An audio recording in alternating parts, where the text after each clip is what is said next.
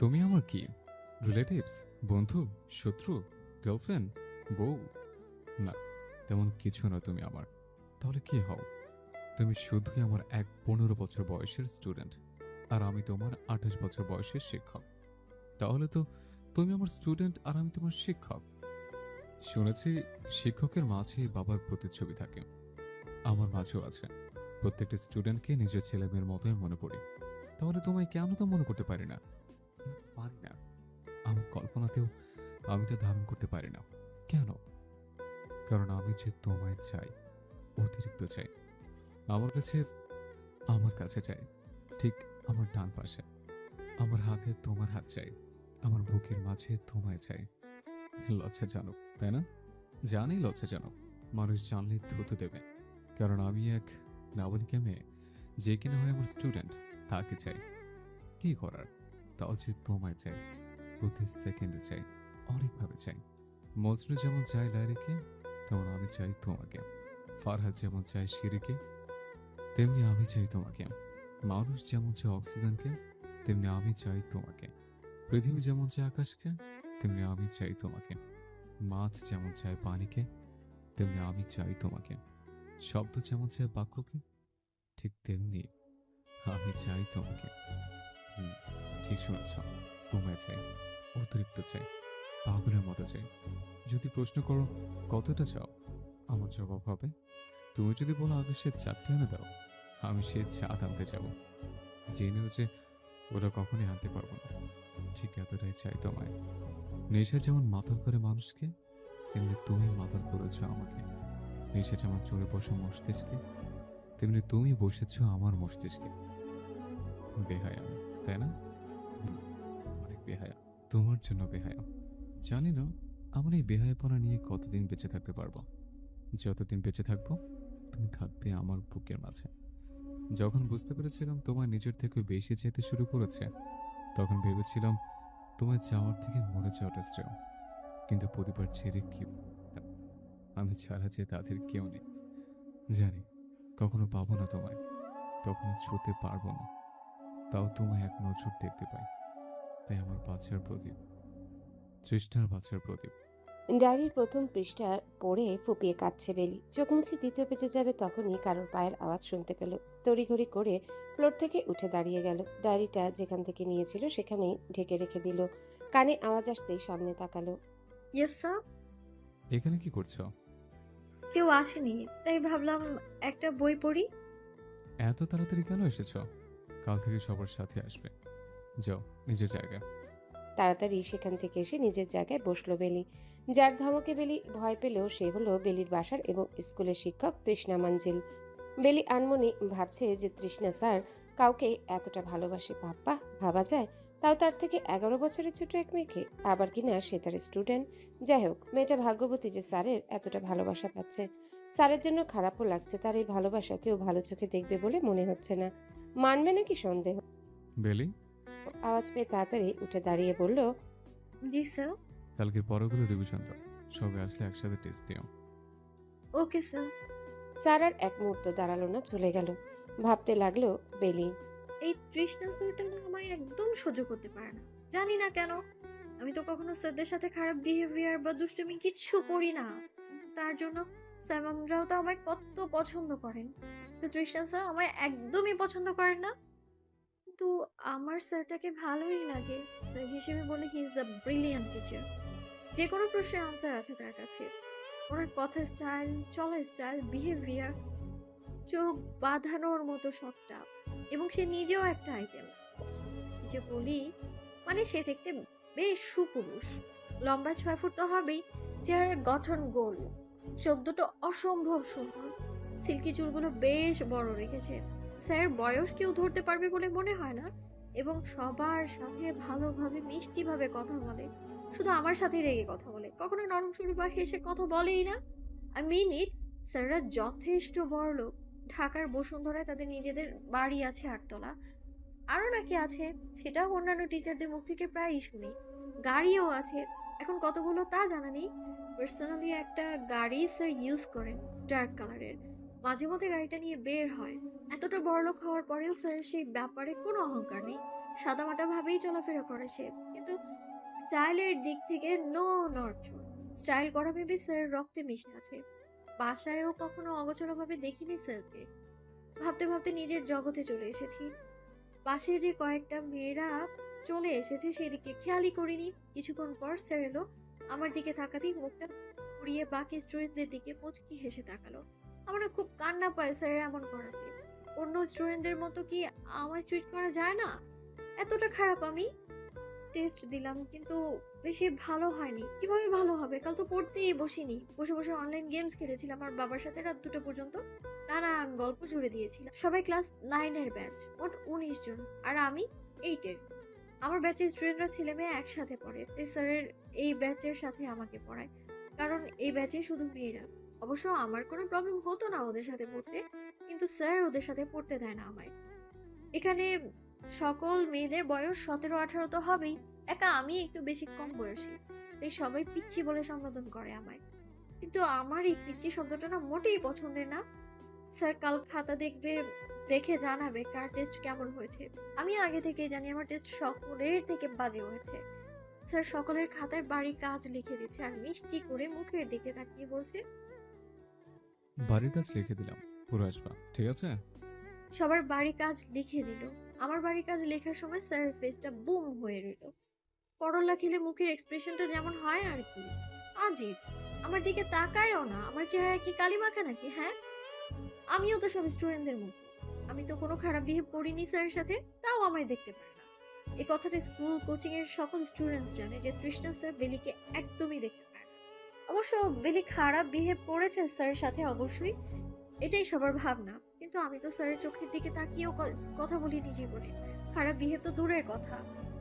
সামনে বাসার গেট দিয়ে সবার আগে আমি বেরিয়ে এলাম। স্যার একটা ফ্ল্যাটে থাকেন 4 তলায়, সেখানেই পড়ান আমাদের। এই ফ্ল্যাটটা স্যার কিনেছেন যেন আমাদের পড়াতে প্রবলেম না হয়, আর কোনো অভিযোগ যেন না আসে। দুপুর 2টায় পড়তে এসেছিলাম, এখন 4টা বাজে। হঠাৎ পেছনে ফিরে উপরে চোখ পড়তেই দেখলাম স্যার বারান্দায় রেলিং ধরে এইদিকেই তাকিয়ে আছেন। আমাকে ঘুরতে দেখে স্যার ভেতরে চলে গেলেন। আহ, মাঝে মাঝে না আমার খুব কান্না পায় স্যারের বিহেভে। কি করেছি আমি ওনার সাথে? আমাকে পড়াতে না চাইলে বললেই তো হয়। আমি তো এতটাও অবুঝ না যে বুঝতে পারবো না। আমি না হয় অন্য টিচার খুঁজে নিব। ঢাকায় স্যার আমার সাথে এমন বিহেভ করতো। ও, বলতেই ভুলে গেছি, বর্তমানে আমরা চট্টগ্রামে আছি, কিন্তু আগে ঢাকায় ছিলাম। স্যারও ওখানেই থাকতো। যখন আমরা ঢাকায় ছিলাম তখন আব্বু আমায় তৃষ্ণা স্যারের কাছে দিয়েছিল পড়তে। স্যার টাকা ছাড়াই অনেক স্টুডেন্টস পড়াতো। স্যারের বাবা তো প্রায় সব সময় চিল্লাতো যে আবার এত বড় ব্যবসা কে দেখবে, তুই শিক্ষকতা ছেড়ে আমার ব্যবসায় হাত লাগা। কিন্তু স্যার তো পাত্তাই দিত না, কারণ তার শিক্ষক ক্যারিয়ার অনেক পছন্দের। তখন আমি 7-এ পড়ি। প্রথমত স্যার ভালোভাবে কথা বলতেন, মিষ্টি ভাবে কথা বলে বোঝাতেন। কোনো কিছু না বুঝলে হাসি মাখামাখি 100 বার বোঝাতেন। মাঝে মাঝে তো গল্পও শোনাতেন, আর প্রায় সময়ই আমায় গান শোনাতেন। অবশ্য ভালোবাসার গান শোনাতেন, কিন্তু আমার কাছে সেই গানগুলো বোরিং লাগতো, কিন্তু তাও মুচকি হেসে শুনতাম।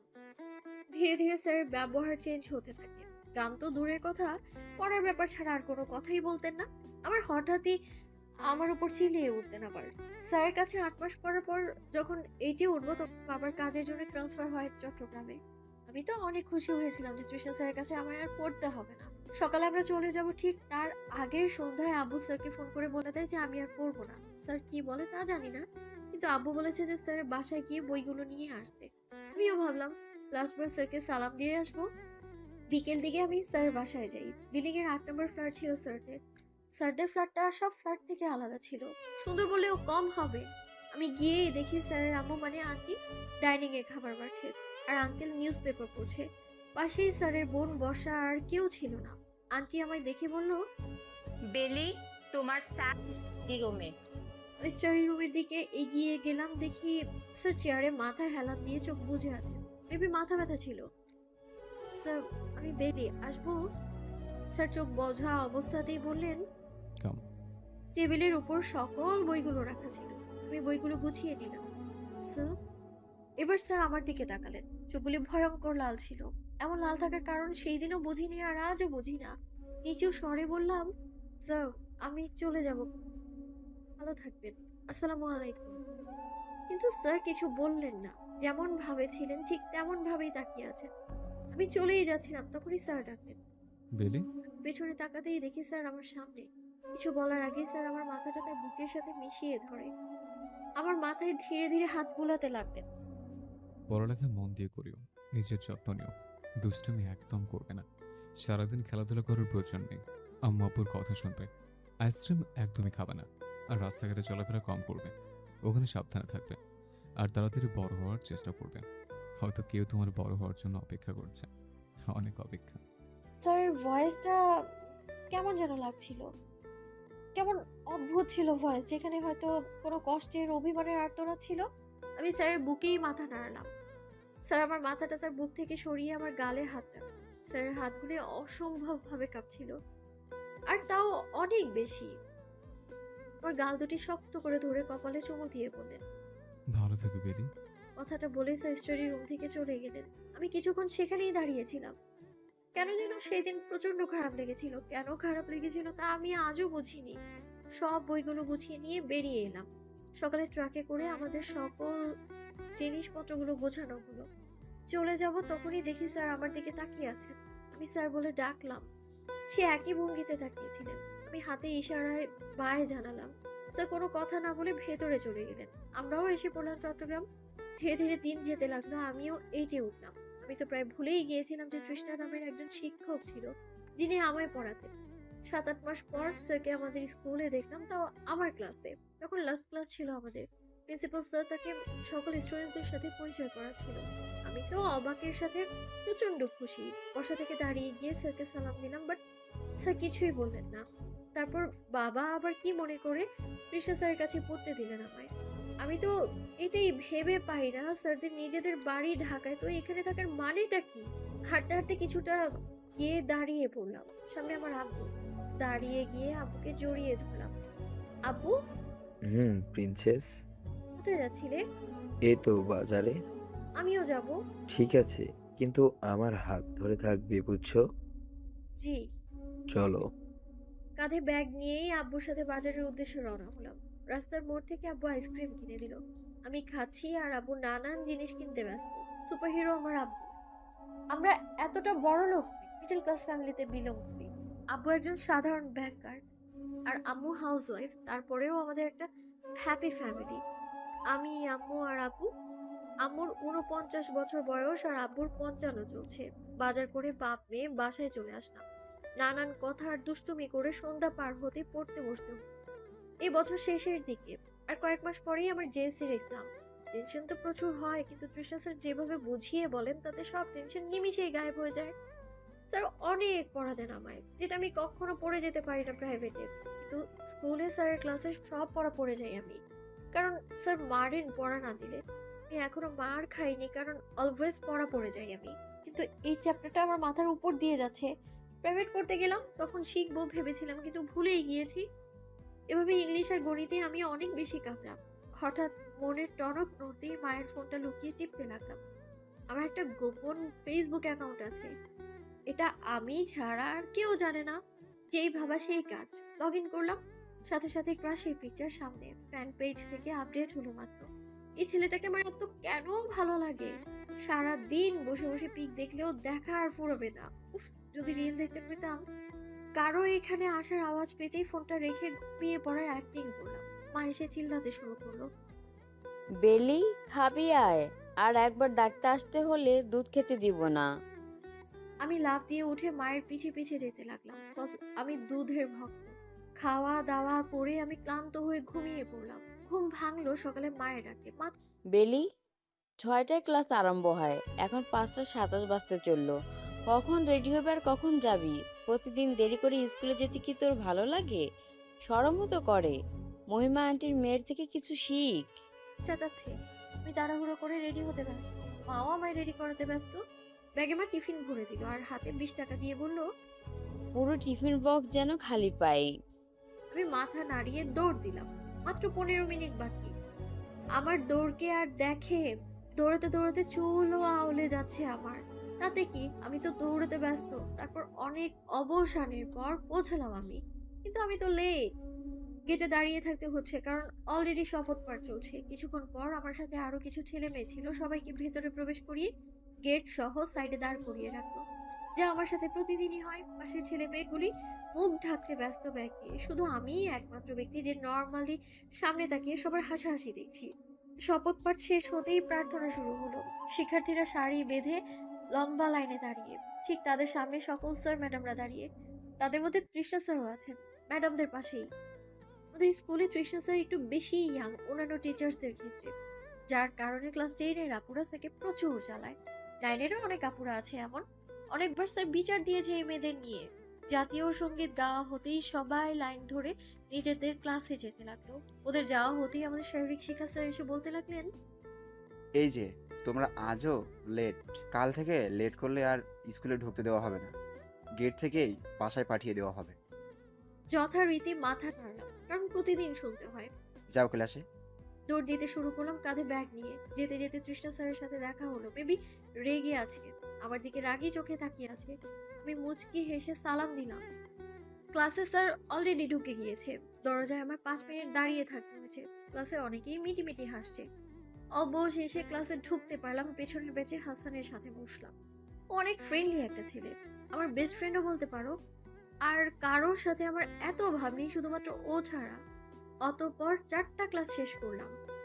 কিছু ক্লাসে দাঁড়াতে হয়েছে, আবার কিছু ক্লাসে পড়া পেরেছি। টিফিন টাইম দিতেই আমি টিফিন রুমে যেতে শুরু করলাম। সাথে হাসান তো আছেই, ওরও আমি ছাড়া তেমন কোনো ফ্রেন্ড নেই, তাই আমিও হাসানের বেস্টি। দুজন মিলে টিফিন রুমের পেছনের টেবিলে বসলাম। বক্স খুলেই কান্না পাচ্ছে আমার। মা সবজি দিয়েছে রুটির সাথে, তাও আবার তেল ছাড়া রুটি।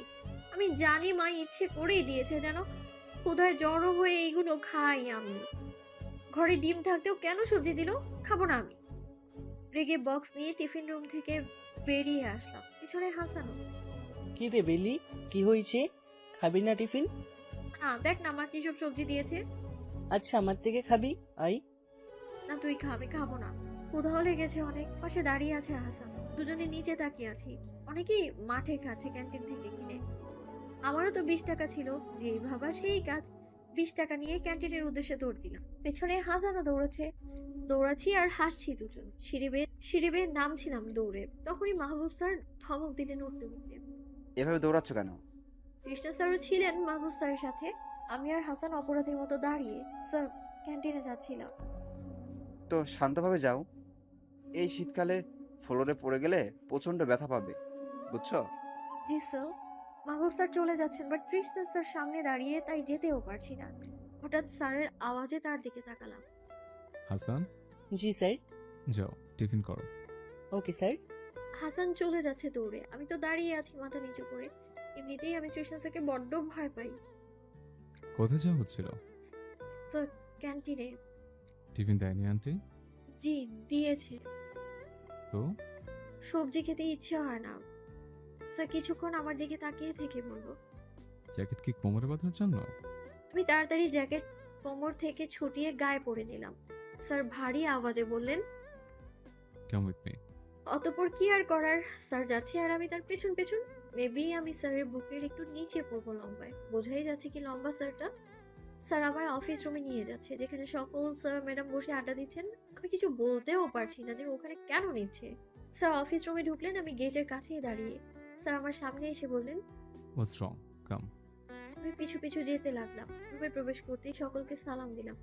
বড় একটা টেবিলের চেয়ারে বসে স্যাররা ব্রেকফাস্ট করছেন। অন্য একটা টেবিলে স্যার একটা বক্স রেখে সামনে বসলেন আর আমায় দ্বিতীয় পাশে বসতে ইশারা করলেন। আমি মাথা নিচু করে বসলাম। স্যার তার হাতের টিফিন বক্সটা আমার দিকে দিয়ে বললেন, পুরো ফিনিশ করো। আর আমার হাতের টিফিন বক্সটা নিয়ে খুলে খেতে শুরু করলেন তিনি। আশেপাশে টিচাররা আর চোখে তাকাচ্ছেন। মরিয়ম ম্যাডাম তো জিজ্ঞেস করেই বসলেন, তৃষ্ণা স্যার, বেলিকে এখানে আনলেন যে? স্যার খেতে খেতেই শান্ত গলায় জবাব দিলেন, খেতে চাচ্ছিল না। কেউ আর কিছু বললো না। আমি বক্স খুলছিলাম না দেখে স্যার আবারও খেতে খেতে বললেন। হাতছান আছে? আমি নিম্ন স্বরে বললাম, স্যার আমি ক্যান্টিন থেকে খেয়ে নিতে পারতাম। চুপচাপ খেতে থাকো। পেলাম স্যারের এত ভারী আওয়াজে, কবে যেন আমি মারাই যাই হার্ট ফেল করে। আমি বক্স খুলে দেখি বিরিয়ানি। আমাকে আর কে মন খুলে খেতে শুরু করলাম। আশেপাশে কি হচ্ছে না হচ্ছে দেখার টাইমে নেই। হঠাৎ তালুতে উঠে গেল খাবার, স্যার তো চিল্লিয়ে উঠলো। ইউ খাবার থেকেও নিচ্ছে না, ধীরে ধীরে খাও, ঠিক আছে? জি। আমি আবারও খেতে শুরু করলাম। স্যারের দিকে তাকাতেই দেখলাম স্যার আমায় দেখছিলেন মেবি। আমি তাকাতেই স্যার খেতে শুরু করলেন। আমি তো ভুলেই গিয়েছিলাম যে এটা স্যারের খাবার, আর আমি তো সব খেয়েই যাচ্ছি। আমি কাঁদো কাঁদো গলায় বললাম, স্যার আম সরি, আপনাকে জিজ্ঞেস করতে ভুলে গিয়েছি। আমি চামচ দিয়ে খাচ্ছিলাম, খাবার নষ্ট হয়নি। আপনি কি খাবেন? কথাটা বলেই ব্যাকুল হয়ে গেলাম। আমার খাওয়া খাবার স্যারকে জিজ্ঞেস করলাম। মাথা নিচু করে আবারও খাচ্ছি। হঠাৎ স্যারের কথায় স্যারের দিকে তাকালাম। লাস্টে কিছু খাবার রেখে দিও। আমি মাথা নাড়লাম। কিছু খাবার কি ফেলার জন্য রাখবো? আজীব। আমি কিছু খাবার রেখে দিলাম। পেট ভরে গেছে। সব হয়েছে। পেট ভরেছে? জি যাও, দেরি হচ্ছে ক্লাসের জন্য। স্যার, আসসালামু আলাইকুম। আমি দিলাম দৌড়। আশেপাশে না দেখে দৌড়ে যাচ্ছিলাম। হঠাৎ টিফিন বক্সের কথা মনে পড়তেই আবার অফিস রুমের দিকে যাব, তখনই জানালায় চোখ পড়তেই দেখলাম স্যার বিরিয়ানি খাচ্ছেন, তাও সেম চামচ আর সেম বাটি যেভাবে রেখে এসেছিলাম। স্যার চোখ বুজে খাচ্ছেন। আমার কষ্ট লাগলো অনেক। মেবি স্যার প্রচন্ড ক্ষুধা পেয়েছিল আর আমি সব খাবার খেয়ে সাবার করে দিলাম। ক্লাসে চলে এলাম। 3টা ক্লাস করে লাস্ট ক্লাস ছিল তৃষ্ণা স্যারের। আমি আর হাসান ড্রয়িং করছিলাম, তখনই স্যার প্রবেশ করলেন। দাঁড়িয়ে সালাম জানালাম। স্যার বসতে বললেন। বসেও আমার শরীর থেকে ঘাম ঝরছে। আজ আমি পড়া পারি না, সাথে হোমওয়ার্কও করিনি। পড়া না পারলে হোমওয়ার্ক কিভাবে করব আমি? ক্যাপ্টেন খাতা ওঠানো শুরু করেছে। আমার রোল 4, সেই হিসেবে পড়া না পারলে অনেকটা হেনস্থা হতে হয়। খাতা ওঠানোর সময় আমার খাতা না থাকায় দাঁড়াতে হয়েছে। হাসান বসেছিল, ও খাতা এনেছে। এদিক ওদিক তাকাচ্ছি, দেখলাম মাত্র 5 জন দাঁড়িয়েছে। প্রচন্ড ভয় করছে। স্যার খাতা চেক করে প্রথম বেঞ্চ থেকে পড়া ধরা শুরু করলেন। পড়া না পারায় 5টা 2 হাতে বাড়ি দিচ্ছেন কাঠি স্কেল দিয়ে। লাস্ট বেঞ্চে আসতেই বলে উঠলেন, খাতা আনোনি কেন? স্যার পড়া। আমাকে বলতে না দিয়ে স্যার বলে উঠলেন। নো এক্সকিউজ, হাত পাতো। আমি চোখ বন্ধ করে 2 হাত এগিয়ে দিতেই ঠাস ঠাস আওয়াজ এলো 5টা। তখন মনে হচ্ছিল হাত দিয়ে রক্ত বেরোচ্ছে। আমি আর স্যারের দিকে তাকাইনি, নিচে তাকিয়ে আছি। পড়ো পড়ো। আমি চোখ মুখ খিচে মাথা নাড়িয়ে বললাম, পারি না বলেই হাত পেতে দিলাম। চোখ ভেতরে ঢুকিয়ে ঠোঁট চেপে ধরেছি। এমনিতে হাত জ্বলে যাচ্ছে, এখানে আবার মারলে আমি আজ মরেই যাব। তখনই আরো 5টা 2 হাতে পড়লো। মনে হচ্ছিল কেউ কাটা জায়গায় লবণ ছিটিয়ে দিয়েছে। চোখে পানি টপ টপ করে ঝরছে। বসো। কাল থেকে যেন পড়া আর হাতের লেখা মিস না হয়। আমি মাথা নাড়তেই স্যার অন্য সাইডে চলে গেলেন, আর আমি হাসানের দিকে ঘুরে তাকিয়ে ফুপিয়ে কেঁদে উঠলাম। বড্ড ব্যথা করছে। হাসান আমার চোখ মুছে দিচ্ছে আর বলছে, কাঁদিস না বেলি। আমার তো জান বেরিয়ে যাচ্ছে ব্যথায়। বোতল খুলে হাতে পানি দিল হাসান। আমার ব্যথা মনে হচ্ছে আরো বাড়ছে। লাল লাল হয়ে আছে সেই জায়গাটাতে যেখানে স্কেল লেগেছে। আমি ভালোভাবে চোখ মুছে নিলাম। স্যার পড়াতে শুরু করলেন আর আমি বোঝার চেষ্টা করে যাচ্ছিলাম। স্যার ক্লাস লাস্ট ছিল, ঘন্টা দিতেই ব্যাগ গুছানো শুরু করলাম। বাট হাতের ব্যথায় বইগুলোও ধরতে পারছিলাম না। হাসান আমার ব্যাগটা গুছিয়ে দিল, কাঁধে উঠিয়ে দিল। এখনো চোখ মুখ ফোলা। আমি হাসান কথা বলতে বলতে বেরিয়ে আসলাম। গেট দিয়ে বেরিয়ে আসবো, তখনই স্যারের আওয়াজ পেলাম। আমি ঘুরে দাঁড়ালাম, বাট তার দিকে তাকাইনি। সালাম দিয়ে মাথাটা নিচু করে রাখলাম। বড্ড অভিমান লাগছিল, জানি না কেন, বাট তীব্র কষ্টও হচ্ছিল। হাতগুলো এখনো জ্বলছে। সবাইকে মেরেছে, কেউ কাঁদেনি, কিন্তু আমি কেঁদেছি কারণ আমায় অনেক জোরে মেরেছে। আওয়াজও অনেক হয়েছিল। এভাবে স্যার কখনো মারেননি, আজ মেরেছেন, তাও এত। টিফিন বক্স নাও।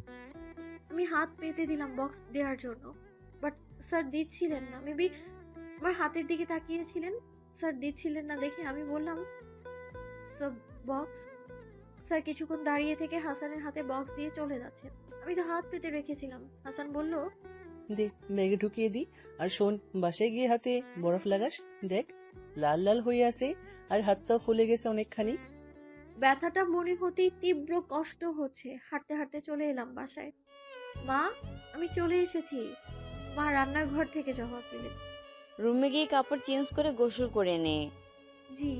আমি রুমে গিয়ে ব্যাগটা রেখে বিছানায় গা এলিয়ে দিলাম। চোখ বুঝতেই সেই ভয়াবহ দৃশ্য, ঠাস ঠাস বাড়িগুলো। স্যার পড়া না পারলে আমি আর কখনো স্কুলে পাই রাখবো না। গোসল করে নিলাম। হাতটা জ্বলছে এখনো। পানি ধরায় আরো তীব্র হয়েছে ব্যথাটা। দুপুরের খাবার মায়ের হাতে খেলাম। নিজের হাতটা আর দেখাইনি।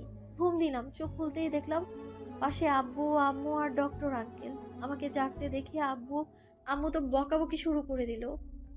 গায়ে এত জ্বর কিভাবে আসলো?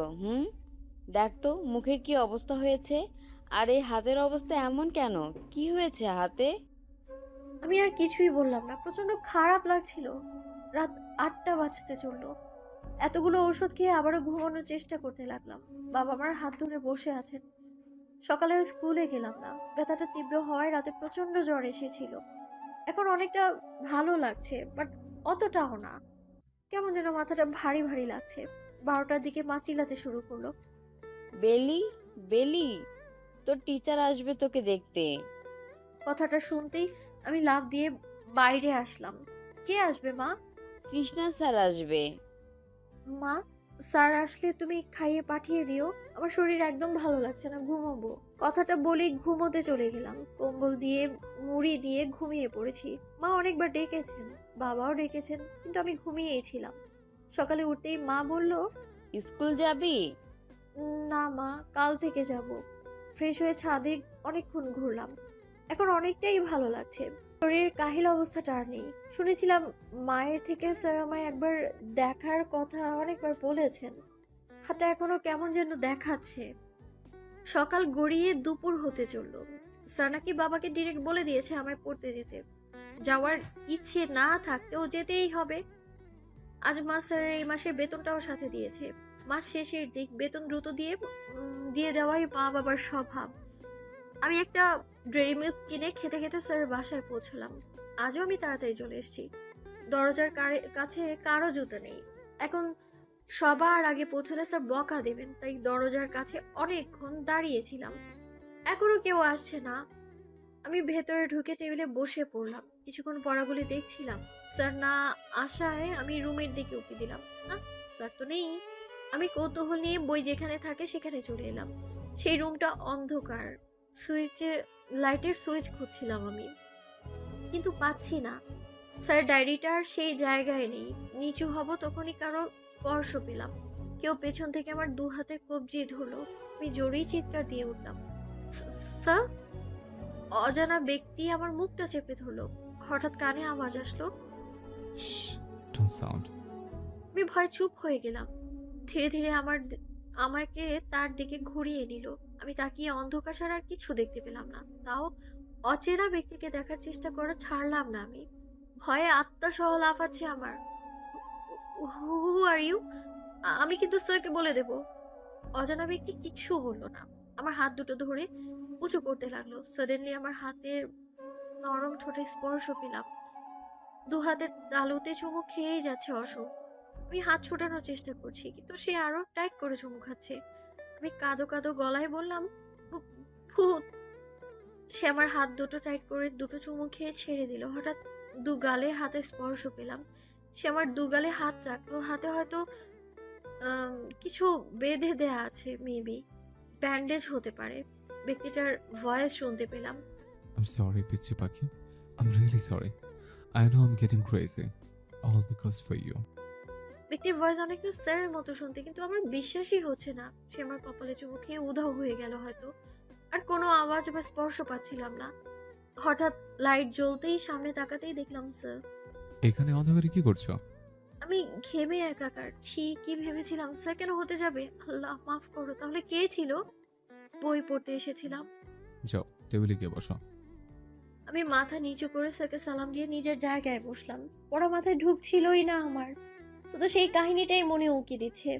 হঠাৎ পাশের 9-এর আপু বলে উঠল, স্যার আপনার হাতে কি হয়েছে? এত বড় ব্যান্ডেজ কেন? আমিও সাথে সাথে খেয়াল করলাম। স্যার জবাবে মুচকি হেসে নিজের পড়ানোতে মনোযোগ দিলেন, কিন্তু আমার মনোযোগ সেই অদ্ভুত কাহিনীতে। বাসায় এসেও মাথায় সেই টেনশন। কে ছিল, কি ছিল, সত্যিই ছিল না মিথ্যা? ডিনার করে মাত্র বেড়ে বসলাম। অনলাইনে ঢুকতেই কারো মেসেজ পেলাম। নাম ছিল ক্রেজি হান্টার। আমি লোকটার আইডিতে ঢুকে শুধু একটা স্ট্যাটাসই পেলাম, পিচ্চি পাখি, I am sorry for what I did. সাথে সাথেই মনে পড়লো অন্ধকারের লোকটার কথা। আই এম সরি পিচ্চি পাখি। আমি সাথে সাথেই ইনবক্সে গেলাম। ইনবক্সে গিয়ে দেখলাম এই বয়সে ফেসবুক অ্যাকাউন্টও খুলেছো? আমি মেসেজ দেখে ভয় পেয়ে গিয়েছি। কাঁপা কাঁপা হাতে রিপ্লাই দিলাম, কে আপনি? ভূত? স্যারের বাসার ভূত? না, নিউ ভূত। নতুন ভূত? হুম, শুধু তোমার জন্য এই ভূতের জন্ম। আপনি কি চেনেন আমায়? কেন? আপনি স্ট্যাটাস কার জন্য লিখেছেন? যদি বলি তোমার জন্য? আসলে আপনি কথাটা 2 ঘন্টা আগে স্ট্যাটাস দিয়েছেন তো, কেউ একজন আমায় এই কথাটাই বলেছিল হয়তো। বলেছে তো বলেছে, আর কয়টা বাজে? 11টা। এখন অনলাইনে কি? আমি ছাড়া আর কারোর সাথে মেসেজ করবে না, যাও ঘুমাও। কি আজব, চিনি না জানি না হুকুম দিচ্ছে আমায়। আমারও ঘুম পাচ্ছে, তাই ঘুমানোর প্রচেষ্টা করতে লাগলাম। এভাবেই চলতে লাগলো আমার দিনকাল। ধীরে ধীরে ভুলে গেলাম সেই দিন অন্ধকারে কারো ঠোঁটে স্পর্শ। মাঝে মাঝে টাইপিং হতো অচেনা ক্রেজি হান্টারের সাথে। মা বাবা, লেখাপড়া আর বিকেলের খেলাধুলা, এগুলো দিয়েই পার হলো আমার জিএসসি। যত্ন করেই পরীক্ষার হলে নিয়ে যেতেন, নিয়ে আসতেন আব্বু। আর স্যার তো বুঝিয়ে দিতেন, প্লাস দুবেলা পড়াতেন। 1 মাসের মতো স্যার বাসায় আর পড়তে যাওয়া হয়নি। ছাদে খেলতাম যখন তখন, প্রায়ই স্যারকে দেখতাম বারান্দার রেলিং ধরে এখানেই তাকিয়ে থাকতেন। রেজাল্টের দিন আসতো, আমি তো প্রচন্ড ভয়ে ছিলাম, হাত পা কাঁপছিল আমার। জানতে পারলাম 4.89 পেয়েছি। খারাপ লেগেছিল প্রচন্ড, বাট তাও 9-এ ভর্তি হলাম। ক্লাস অ্যাটেন্ড করা শুরু করলাম। ধীরে ধীরে কেমন এক ম্যাচিউরিটি ফিল আসছে গায়ে, আলাদা ফিলিং টানতো মনে। বান্ধবীদের প্রেমীয় আলাপ শুনলে কেমন যেন লাগতো। কিছু মেয়ে ফ্রেন্ডও হয়ে গেল 9-এ। হাসানও রিলেশনে জড়ালো নিম্মির সাথে। মাঝে মাঝে আমারও ইচ্ছে হতো একটা প্রেম করার, বাট বাবার কথা চিন্তা করে আর এগুলোর মধ্যে নিজেকে জড়াইনি। প্রাইভেটে যাওয়া শুরু করলাম, হাসানদের সাথেই মিলে পড়ি। আগে জানি না, বাট কিছুদিন যাবৎ আমার স্যারের চাউনি কেমন যেন লাগে। নেশা জাতীয় কিছু খেলে বা সামনে থাকলে চোখ যেমন দেখায় ঠিক তেমনটাই লাগে। স্যার কখনো আমার চোখের সাথে চোখ মেলাতেন না, সদা আমায় এড়িয়ে চলতেন, যেটা আমার কাছে আজকাল প্রচন্ড যন্ত্রণাদায়ক। বুকে তীব্র কষ্ট হয় স্যারের ব্যবহারে। আমি ব্যাচের সব মেয়েদের সাথে হাসি খুশি ভাবেই কথা বলতেন স্যার, শুধু আমি বাদে। সব কপাল। কখনো ক্লাসে হঠাৎ স্যার দাঁড় করিয়ে মারতেন। কেন মারতেন কিছুই করতাম না আমি। ধীরে ধীরে দিন যেতে লাগলো, আমিও বড় হতে লাগলাম। 10ম শ্রেণীতে উঠলাম। এখন দিনকাল অন্যরকম যায়। ফ্রেন্ডসদের সাথে মজা মাস্তি, হাসি ঠাট্টা, প্রপোজ তো পেলাম অনেক, কিন্তু মনের মতো ছিল না কেউ। আজ ক্লাসের নিম্মি, আমি আর হাসান এক বেঞ্চে একসাথে বসেছি। মধ্যে আমি আর 2 সাইডে প্রেমিক প্রেমিকা বসিয়েছি।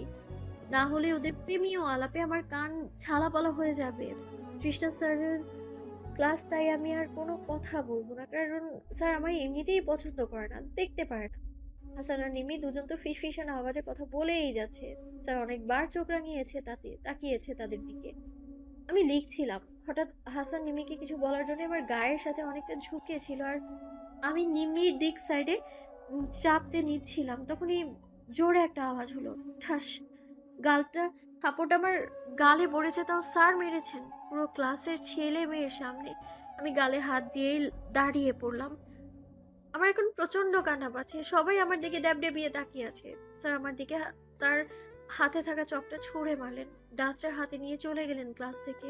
তখনও ক্লাসের 25 মিনিট বাকি ছিল। স্যার যেতে সবাই হাসাহাসি শুরু করে দিল। আমি তো বুঝতেই পারলাম না থাপ্পড়টা কেন মারলো আমায়। রুমের দরজা অফ করে বিছানায় আছড়া হয়ে আছি, লাইটটা অফ, আর ইয়ারফোন খারাপ লাগছে প্রচন্ড। স্যারটা অনেক পচা, তৃষ্ণা স্যার অনেক পচা। গালে 5 আঙুল বসে আছে আমার। এত জোরে কেউ মারে, পুরো ফেসটা ব্যথায় মনে হচ্ছে ফুলে যাচ্ছে আমার। আর যেই গালে মেরেছে সেখানে মনে হচ্ছে কেউ লোহা দিয়ে বাড়ি দিচ্ছে। পাষাণ টিচার, ওনার কাছে আর পড়বই না আমি, যা ইচ্ছে করুক, আমি আর যাবো না পড়তে। আজ আবুকে বলবো নতুন টিচার খুঁজতে। এমন কেন করেন উনি আমার সাথে? আমি কি সত্যি অনেক বাজে? আমি আর সবার মতো ওনার স্টুডেন্ট নই নাকি? পুরাতন স্টুডেন্টদের নাকি স্যাররা অনেক ভালোবাসেন, তাহলে আমিও তো স্যার পুরাতন স্টুডেন্ট। 4 বছর হতে চললো। ক্লাস 7 থেকে 10 পর্যন্ত স্যার পড়াচ্ছেন আমায়, কিন্তু আজও স্যার আমায় সহ্য করতে পারেন না। আজ 2 দিন হচ্ছে আমি স্কুল প্রাইভেট কোথাও যাচ্ছি না পড়তে, আর যেতেও ইচ্ছে হয় না।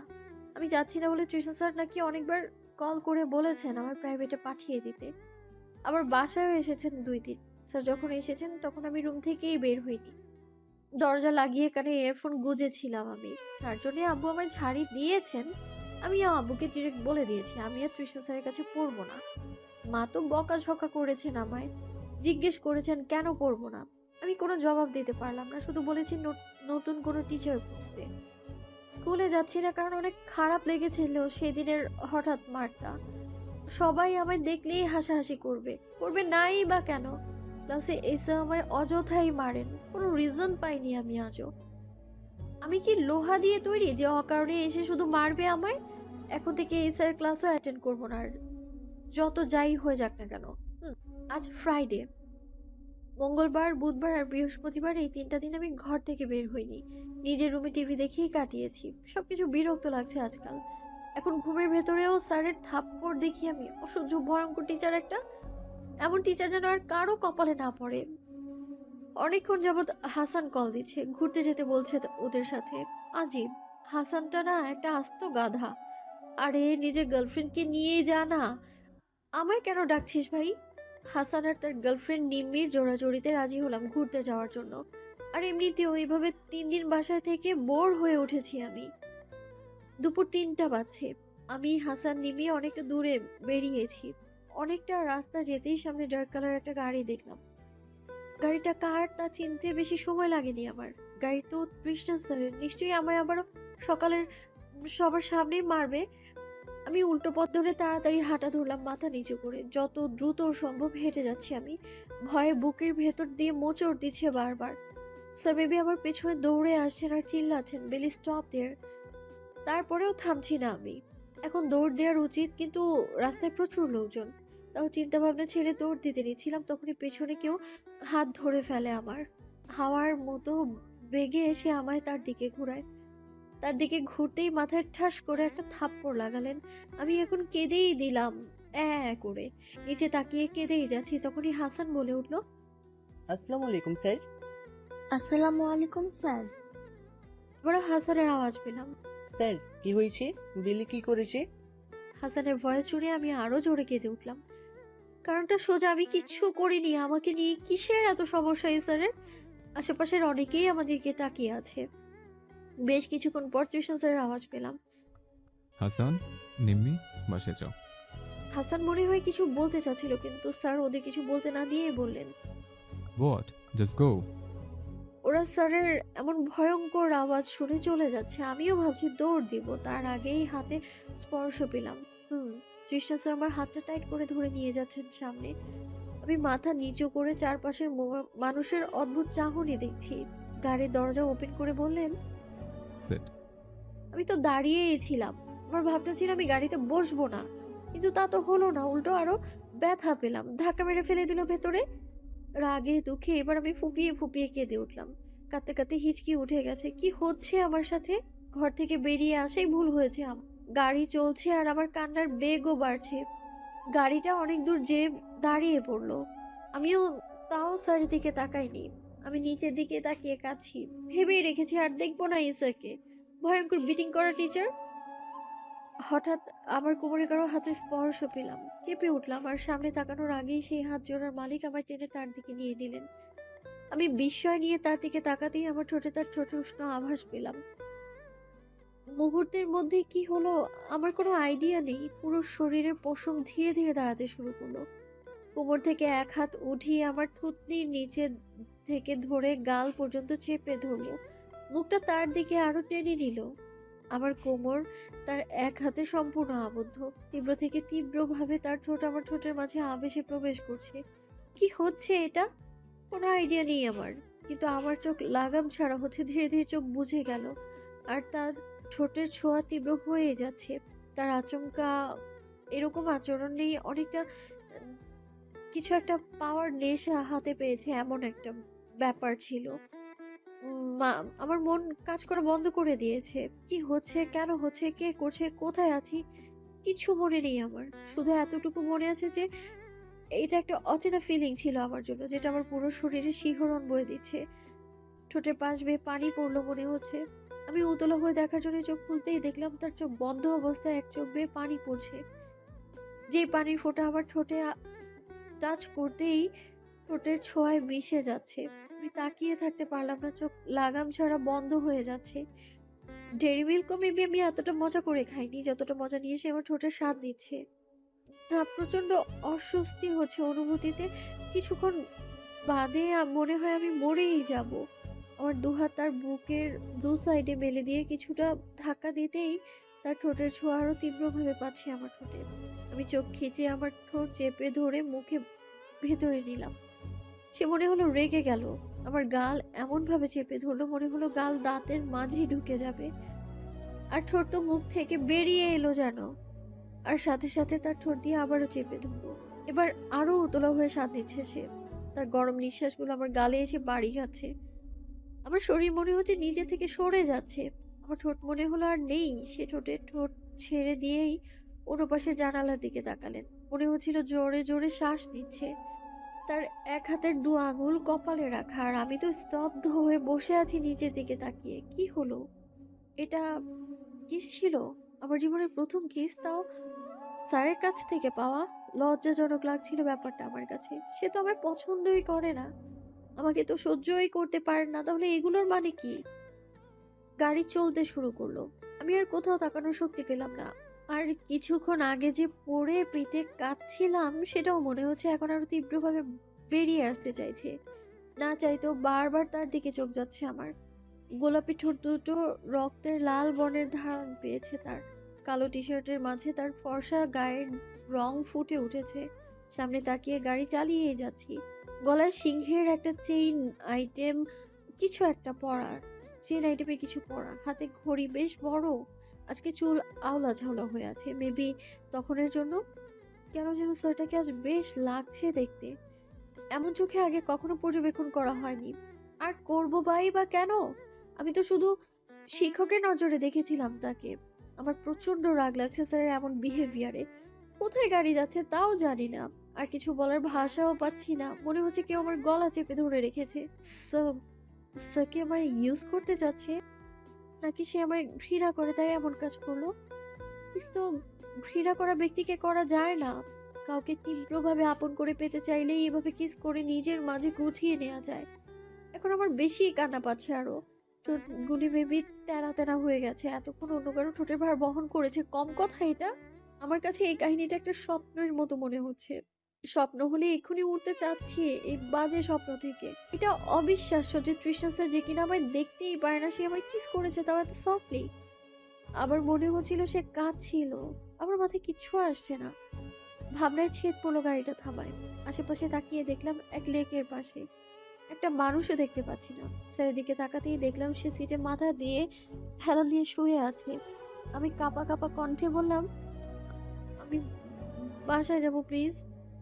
সে এখনো সেভাবেই চোখ বুজে আছে। হঠাৎ তার গলার আওয়াজ পেয়ে সেখানে তাকাতেই দেখলাম সে এখনো সেভাবেই চোখ বুজে আছে। रोकना नहीं मुझको, जिद पे आ गया हूं मैं, इस कदर दीवानापन चढ़ा, देखो ना यहाँ आके मेरा हाल कैसा है, टूट के अभी तक ना जुड़ा, तुम्हें अपना बनाने का जुनून सिर पे है, कब से है। আমি অবাক চোখে তাকিয়ে আছি স্যারের দিকে। সে গান গাইলো, তাও এমন সং, তাও আমার দিকে তাকিয়ে। গানটাকে আমায় মিন করে গাইলো। তার চোখের দিকে তাকাতেই, তার চোখে চোখ পড়তেই আটকে উঠলাম আমি।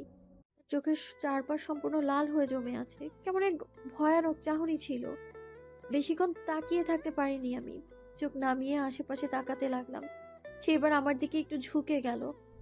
ভয় করছে তাই না? আমি তো চাই তুমি আমায় ভয় পাও, ঘৃণা করো। কথাটা বলেই সে অট্ট হাসিতে ফেটে পড়লো। আমি তো প্রচন্ড ভয় পাচ্ছি স্যারের এমন বিহেভে। হঠাৎ স্যার আবার মুখটা খিচিয়ে ফেললেন, সাথে সাথে ড্রাইভিং স্ট্রিকে কষে একটা বাড়ি মারলেন উনি। আমার দিকে ভ্রু কুঁচকে তাকিয়ে বললেন, আইপেছে কি আছে তোমার মাঝে? হ্যাঁ কি আছে? কেন আমি এমন বানাচ্ছ? কথাটা বলেই তার ডান হাতের 4 আঙুল দিন দিন আমি আমার নিজেকে ছাড়িয়ে ফেলছি। কেন কেন তোমার থেকে দূরে থাকতে পারছি না? কেন তোমায় নিয়ে সারাক্ষণ ভাবি? কেন তোমায় এতটা চাই? উত্তর আছে তোমার কাছে? নাই, আমার কাছেও যে নেই। তোমার মাঝে কিচ্ছু নেই, তোমার মাঝে কিচ্ছু নেই, কিচ্ছু। তাও আমি প্রতিনিয়ত পাগল হচ্ছে। এই আমি তোমার টিচার নই, আমি শুধু তোমার এক নজর দেখার জন্য পড়াই। কেন বুঝো না? আমি শুধু তার দিকেই তাকিয়ে অজানা একটা টান অনুভব করছি। স্যার কি হয়েছে? এটা তো বুঝতে বাকি নেই যে স্যার মেবি আমায় পছন্দ করেন। পছন্দ না করে কি কেউ এভাবে কিস করে বা এভাবে কথা বলে? ভাবনায় ছেদ পড়ে স্যারের আওয়াজে। সেদিকে তাকাতেই দেখি স্যার চোখ বুজে সিটে হেলান দিয়ে আছে। বলতে শুরু করলেন আর আমি শুনতে। তুমি যে ডায়েরিটা পড়েছিলে ফ্ল্যাটের লাইব্রেরিতে, সেখানে যে পিচ্চি মেয়ের কথা আমি উল্লেখ করেছিলাম, জানতে চাও সে কে? সাথে সাথেই রিপ্লাই দিলাম, না না আমি শুনতে চাই না, বাড়ি যাব আমি।" তাকিয়ে রইলাম স্যারের দিকে। সে সিটে চোখ বোঝা অবস্থায় বলা শুরু করলেন, জানো, ভালোবাসা বলতে তেমন কিছু আমার মনে আসেনি। কিছুটা হ্যান্ডসাম থাকায় ভার্সিটিতে অনেক প্রেম করেছে। যে মেয়েকে ভালো লাগতো প্রপোজ করতাম, আর সেও অ্যাকসেপ্ট করতো। সেদিন বুধবার ছিল, ভার্সিটি শেষে মাত্র বাড়ির পাশের চায়ের টঙে দাঁড়িয়েছিলাম। তখনই সেখানে উপস্থিত হয় একটি ট্র্যাক। আমি চা খাওয়ায় মনোযোগ দিচ্ছিলাম, তখন এক পুচকি মেয়ে দৌড়ে আসে দোকানে, বলতে থাকে আইসক্রিম বা চিপস দিন। মেয়েটাকে ভালোভাবে এক নজর দেখলাম। আমার এখনো স্ট্রেট মনে আছে। গোলাপি রঙের হাঁটু অব্দি জিন্স আর হোয়াইট ফুল হাতের গেঞ্জি ছিল পরনে, মাথায় ক্যাপ ছিল, আর চারপাশের চুলগুলি লাফাচ্ছিল। হালকা ফর্সা গায়ের রঙে পিচ্ছিটা বেশ মায়াবতী ছিল। যতক্ষণ ছিল সেখানে আমি তাকিয়েছিলাম। তখনই হয়তো সে মেয়ের বাবা আসেন। মেয়েটি চিপসটা নিয়ে দৌড়ে সামনে বাড়ির মধ্যে ঢুকে পড়ে। তখন এক মহিলা ডেকে ওঠে, বেলি। পিচ্ছি মেয়েটির নাম বেলি ছিল। বেলিকে আমার ভালো লাগতো।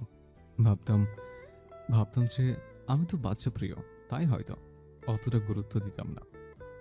শুনলাম বেলির বাবা তার জন্য টিচার খুঁজছেন। আমাকে বলতে আমি হ্যাঁ বলে দিলাম। কেন বললাম তার জবাবও নেই। আমার তখন এক্সাম চলছিল। পড়াতে শুরু করলাম মেয়েটিকে। প্রতিনিয়ত বেলিকে নতুনভাবে খুঁটিয়ে খুঁটিয়ে দেখতাম। প্রচন্ড ভালো লাগতো। ওর বোকা বোকা কথাগুলোর মাঝে নিজের হাসি খুঁজে পেতাম। হঠাৎ হঠাৎ নাক টানা, কখনো পড়ার জন্য বকলে মুখ কুচকে রাখা, আমার বেশ লাগতো ওকে দেখতে। প্রায় টাইম ওর ছবি তুলে রাখতাম ফোনে। মোবাইল ওপেন করতে ওর ছবিগুলো নেড়ে চেড়ে দেখতাম। মাঝে মাঝে বাড়ির পথে দেখতাম খেলতে। সারাদিন খেলতো আর আইসক্রিম খেত। মাঝে মাঝে অনেক মন চাইতো ওর জন্য আইসক্রিম কিনতে। নিজে নিজে বলতাম ও আমার ছাত্রী, অনেকটা মেয়ের মতোই।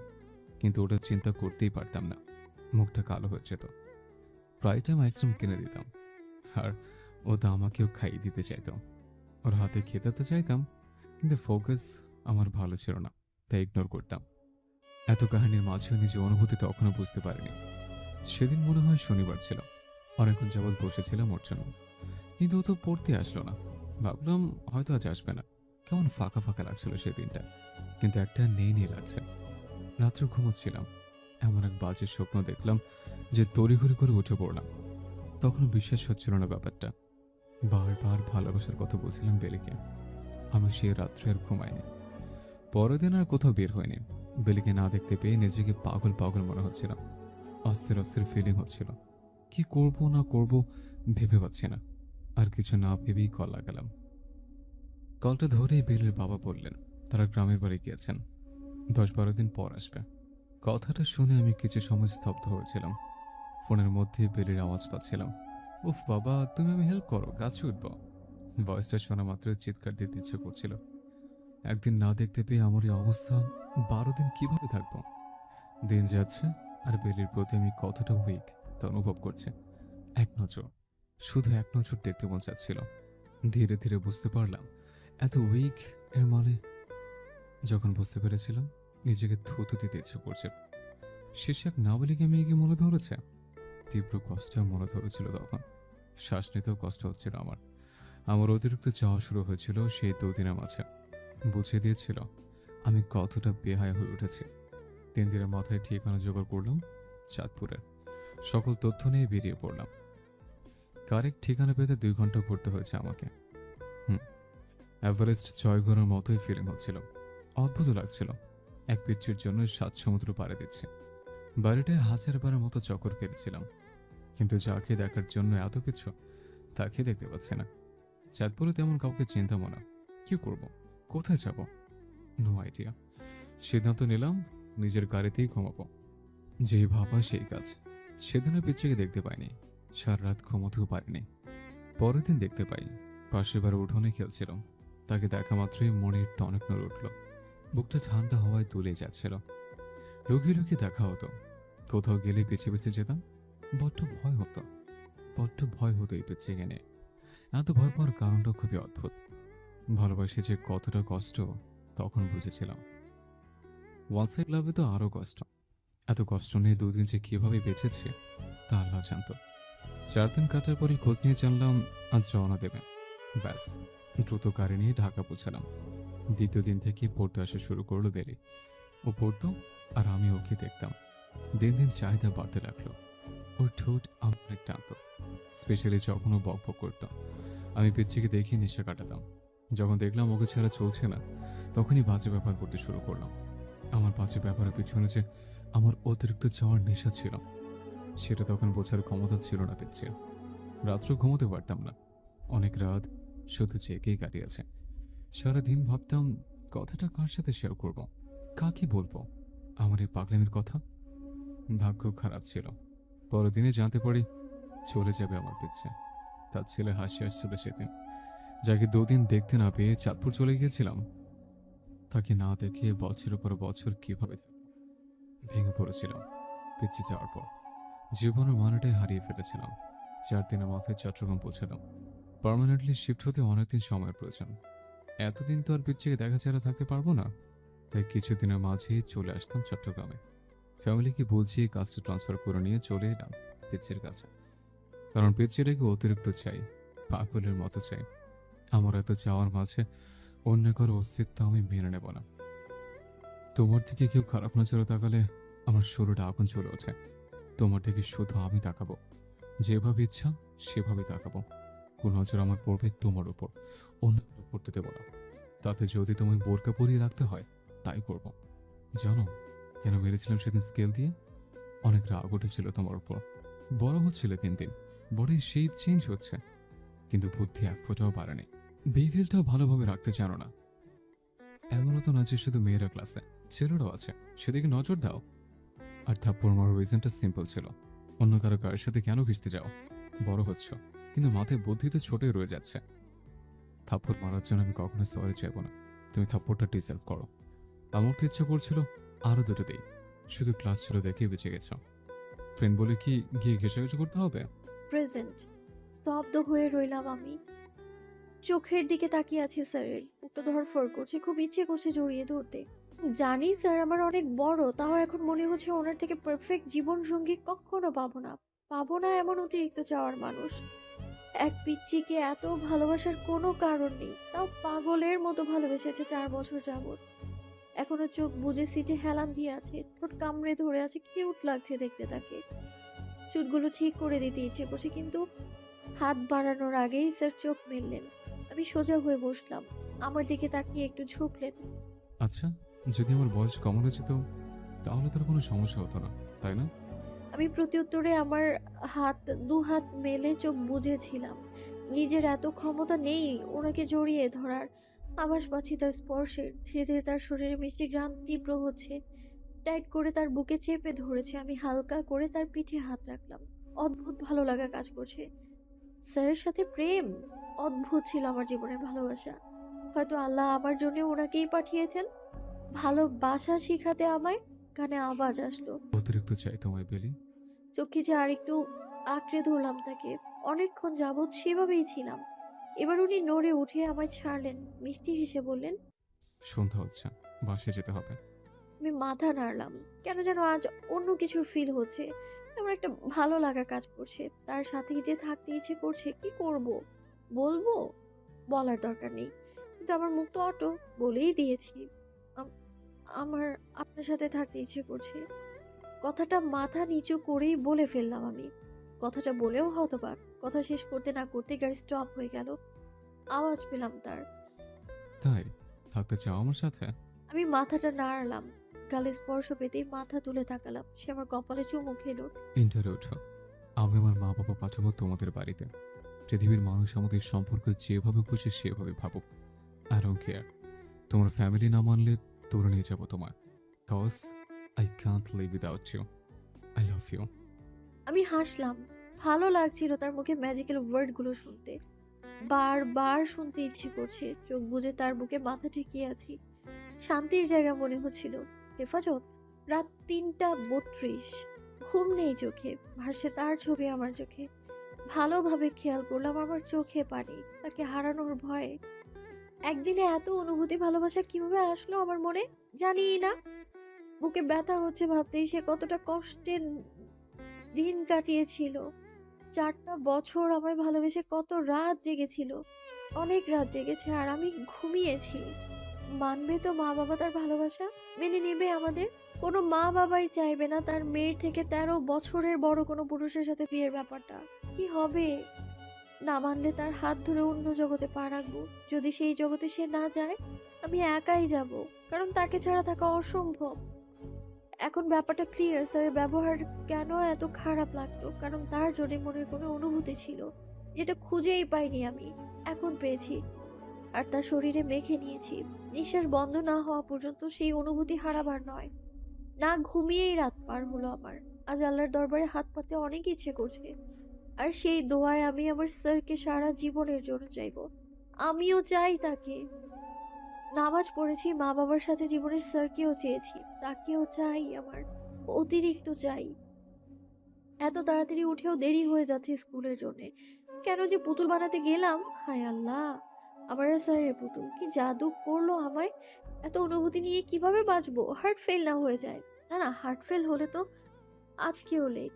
অপরাধীর মতো মাহবুব স্যারের বকা শুনছি, কাল থেকে ঢুকতে দেবে না স্কুলে। কিন্তু আফসোস স্যারকে দেখতে পেলাম না, ক্লাসে স্যার আসেনি।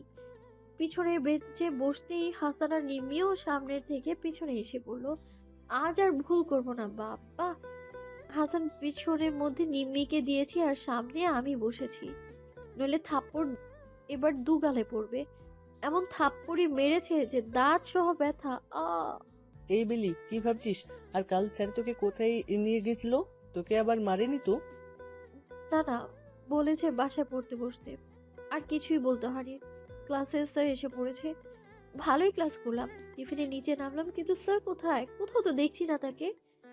তাকিয়ে থাকতেই দেখলাম ক্যান্টিনের পাশে স্যারদের সাথে বসে চা খাচ্ছেন, আর সেই দিকে আমাদের ক্লাসের আর 9-এর মেয়েরা ঘুরঘুর করছে, অসহ্য। আজ টিফিনও আনিনি। হাসান আর আমি ক্যান্টিনের দিকে যাচ্ছি। স্যারের দিকে আর চোখে তাকালাম, সে ঠোঁট নাড়লো, গুড মর্নিং বলল। আমার অনেক ভালো লাগলো ব্যাপারটা। আমি মাথা নাড়িয়ে ঠোঁটে ইশারা করলাম। ক্যান্টিনে যাওয়ার পথে একটা পিচ্চি এসে থামলো। আপু, এটা তোমার জন্য। টিফিন বক্স হাতে নিতে স্যার ইশারায় নিতে বললেন। আমি মিষ্টি হেসে বক্সটা হাতে ধরলাম, নিয়ে হাঁটা দিলাম। আমি পেছনে হাসান প্রশ্ন করতে করতে মাথাটা ঝাঁঝিয়ে ফেলেছে আমার। পরপর 4টা ক্লাস করলাম, একটা ক্লাসেও আমার মন ছিল না। মন তো অন্য কারো কাছে, ফেরত তো দিচ্ছেই না। প্রত্যেকটা ক্লাসে হু হা করে কাটিয়েছি। অ্যাট লাস্ট তৃষ্ণা স্যারের ক্লাস। তখন আমার ধ্যান ছিল হাসানের প্রেমীয় আলাপে। ফিল্মে লাইন গাচ্ছে নিম্মির জন্য, আর নিম্মিও লজ্জায় লাল নীল হচ্ছে। ওদের টুকটাক ঝগড়া ভালোবাসা দেখতে আমার ভালোই লাগে। অবশ্য আগে ভালো লাগতো না, কিন্তু এখন নিজে প্রেমে পড়ার পর থেকে ভালো লাগতে শুরু করেছে। প্রেমের বাতাস লেগেছে গায়ে।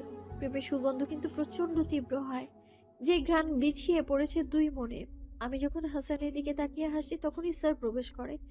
আশেপাশে সকলকে দাঁড়াতে দেখে আমিও দ্রুত দাঁড়ালাম। ব্ল্যাক শার্টে তো ভালোই লাগছে।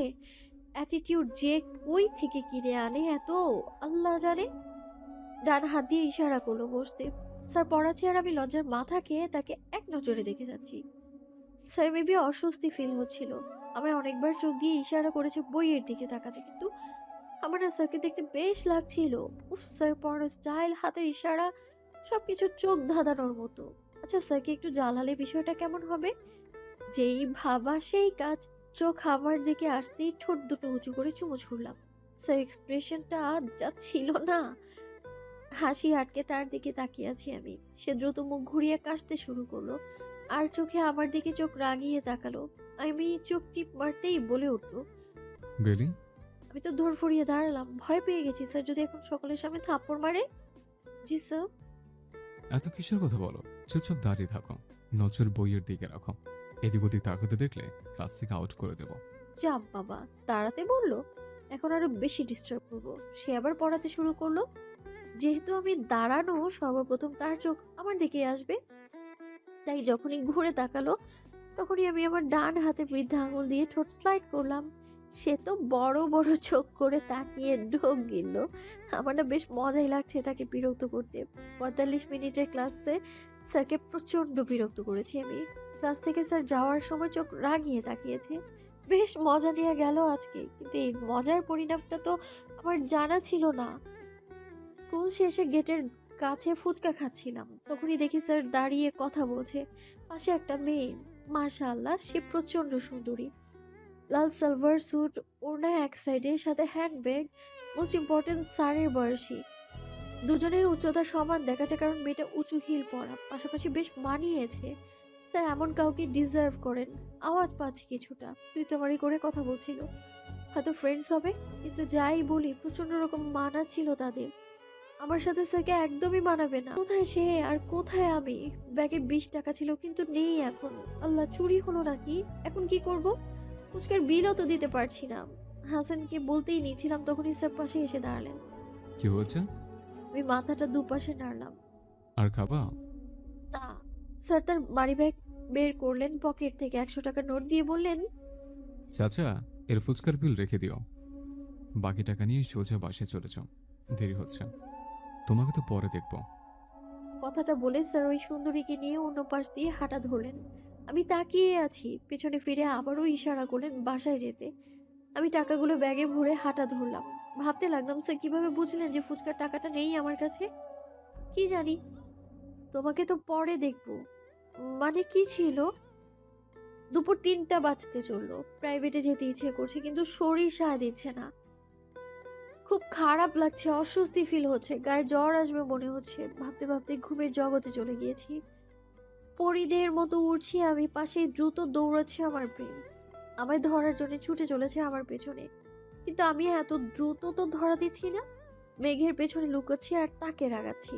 হঠাৎ একটা কালো ড্রেসে পরিয়ে এসে আমার প্রিন্সের হাত ধরে নিয়ে যাচ্ছে, আর প্রিন্সও চলে যাচ্ছে। দ্রুত পেছনে ছুটলাম, আকুতি মিনতি করতে লাগলাম তার কাছে, কিন্তু সে ছায়ার মতো মিলিয়ে গেল। চিৎকার করে কেঁদে উঠলাম আমি। মেঘ গুলিও কেঁদে যাচ্ছে পাল্লা দিয়ে। লাফ দিয়ে উঠে পড়লাম, ঘামে ভিজে গেছি সম্পূর্ণ। চোখে বিন্দু বিন্দু জল, গায়ের তাপ আগে থেকে বেড়েছে, উঠতেও কষ্ট হচ্ছে। চোখ বুজে শুয়েই রইলাম। স্বপ্নের কাহিনীগুলো বড্ড যন্ত্রণা দিচ্ছে যে কি দেখলাম আমি, কেন দেখলাম? কাউকে নিতে দিব না আমার প্রিন্সকে, সে শুধু আমার প্রিন্স। আওয়াজ আসছে কিসের? উফ, কি বাড়ি দিচ্ছে বারবার। রুমে তো কেউ নেই। মাথা উল্টে তাকাতেই দেখলাম জানালাটা কেউ টোকাচ্ছে। ভয় পেয়ে গেলাম। দ্রুত আম্মুকে ডেকে আনলাম। আম্মু খুলেই দেখলো সম্পূর্ণ অন্ধকার, কেউ নেই। কি রে, কেউ তো নেই? এগুলো বাদ দিয়ে শুয়ে রেস্ট নে। আম্মু রান্নাঘরের দিকে চলে গেল। আমি ঘুমোতে যাব, তখনই আবারও টোকানোর আওয়াজ। এবার আরো ভয় পেয়ে গিয়েছি। কাঁপা কাঁপা গলায় জিজ্ঞেস করলাম, কে? বেলি, জানলাটা খোলো। হোয়াট? স্যারের আওয়াজ। আমি দ্রুত জানালা খুলতেই সে রুমে প্রবেশ করলো লাফ দিয়ে। ফিসফিসিয়ে বলল, আগে আওয়াজ দেবে তো যে ওখানে কে? সামথিং কিছু? তা না, মাকে ডেকে নিয়ে এসেছ। আমি চোখ ছোট ছোট করে জবাব দিলাম, তো ভয় পেয়েছিলাম। আপনি এখানে এভাবে কেন এসেছেন?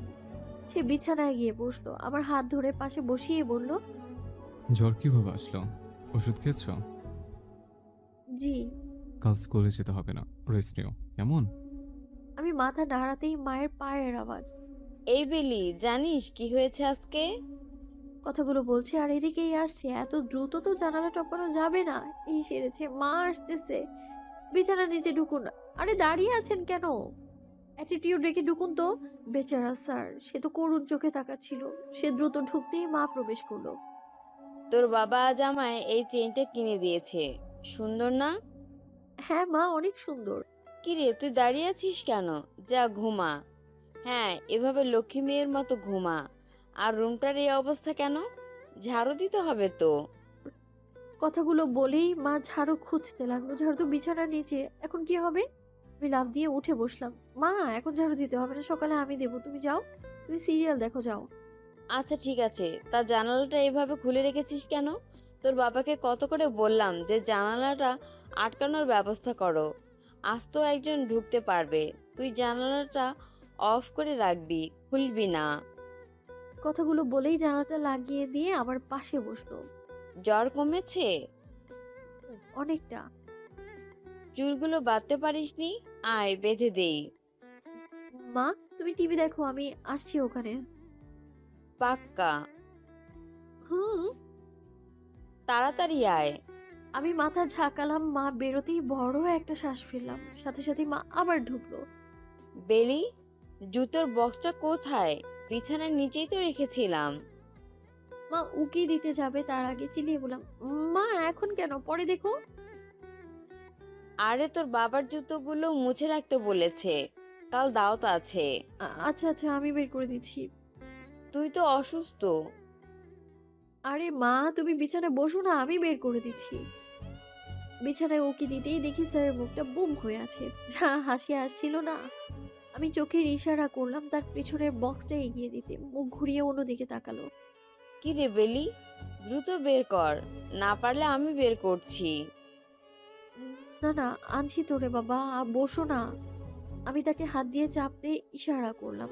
সে আরো আমার দিকে চেপে এলো, তার পিঠ আমার এক সাইডে স্পর্শ করেছে। উফ, হাত বাড়িয়ে বক্সটা দ্রুত নিতে যাব, তখনই গালে তার ঠোঁটে স্পর্শ পেলাম। আমি তো সেখানে স্ট্রোক। স্যার আমার ঠেলে বাইরে বের করে দিলেন। মা বক্সটা নিয়ে বলল, ঝাড়ুটাও দে, বিছানার নিচেই আছে। এবার আওয়াজ করেই বললাম, আজ বিছানার নিচে যা আছে সব লাগবে তোমার? মা থতমত খেয়ে চলে গেল, আর তখনই সে বিছানার নিচ থেকে বেরিয়ে এলো, আমার হাত ধরে উঠলো, বিছানায় বসিয়ে এসে তার কাপড় ঝাড়তে লাগলো, মিররের সামনে চুলগুলো ঠিক করতে লাগলো, আর আমি তো তাকে দেখতে লাগলাম। সে আমার সামনে দাঁড়ালো, কপালে হাত রেখে বলল, বাহ, আমি আসতে জোর গায়েব। আমি তার দিকে তাকালাম। সে মুচকি হেসে আমার গাল টেনে বলল, কাল যেখানে যাচ্ছ দাওয়াত সেখানে আমিও থাকবো। আমার বন্ধুর বিয়ে, তাই বাচ্চাদের মতো জিন্স গেঞ্জি পরে আসবা না, মেয়েদের মতো রেডি হয়ে আসবা, চুল যেন খোলা দেখে, ঠিক এমন। কথাগুলো বলে কপালে চুমু খেলো, জানালার মাঝ দিয়ে লাফ দিয়ে পড়লো ফ্লোরে। আমি তো তাকাতেই হাতের ইশারা করলো, কিছুটা দূরেই তার গাড়ি। মুচকি হেসে জানালা লাগাতে ইশারা করলো, আমি লাগাতেই গাড়ি স্টার্টের আওয়াজ পেলাম। তাকে দেখার পর থেকে সব ভালো লাগছে, জ্বর, কৌতূহল, মাথা ঝিমঝিম সব গায়েব। ডক্টর ডক্টর মনে হচ্ছে লোকটাকে। আমি হেসে আয়নায় নিজেকে দেখতে লাগলাম। কিছুক্ষণ আগে সে এখানে তার চেহারা রেখেছিল। কাল ফ্রাইডে, দাওয়াত পড়েছে, আজ গায়ে হলুদে যেতে হতো। আমার শরীর ভালো না, তাই মা যাবে না বলে দিয়েছে, কিন্তু কাল তো যেতেই হবে। কি পরবো? মেয়েদের মতো সালোয়ার স্যুট পরবো না? দাঁত ব্রাশ করতে করতে ছাদে পৌঁছালাম। ঘুমে ঢুলু ঢুলু আমি দেয়ালে হেলান দিয়ে চোখ বুজে ব্রাশ করছি। দাঁত ব্রাশের পরিণতি নিচে ফেলতে যেতেই চোখে গেল দূরবর্তী বিল্ডিং এর ছাদে। হট বডি রেডি করছেন তৃষ্ণা স্যার, পাশেই এক মহিলা কাপড় মিলছেন। মহিলার দুই সাইডে দুটো বড় বড় আপু, একটা ওই বিল্ডিং এর মালিকের মেয়ে আর আরেকটা তার চাচাতো বোন। দুটোই আর চোখে আমার প্রিন্সকে চেক আউট করছে। আমার প্রিন্সকে চেক আউট করছে। আমি ব্রাশ মুখে রাখা অবস্থায় বড় বড় চোখ করে তার পোশাক করা দেখছি, সাথে দুই আপুর কুনজরও দেখছি, পোশাক পরেই যাচ্ছে। আরে পাশে মেয়েরা কুনজর দিচ্ছে, সেদিকে কি পাত্তা নেই? পচা প্রিন্স, পচা স্যার। চলে যেতেই নিয়েছিলাম, তখনই কি মনে করে পেছনে ফিরতে দেখি স্যার আমার দিকে তাকিয়ে বটলে পানি খাচ্ছেন। আমি তীক্ষ্ণ দৃষ্টি নিক্ষেপ করলাম, তাতে তার বিন্দুমাত্র রিয়াকশন দেখলাম না। মিষ্টি হেসে ঠোঁট নাড়ালো, গুড মর্নিং।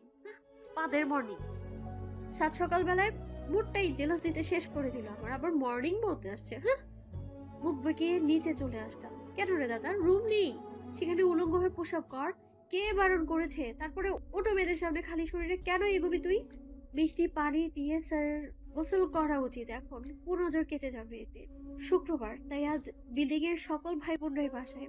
নিচ তলায় থেকে সুবিধাই হয়েছে, বাইরের দৃশ্য দেখতে পারি রুমে বসেই।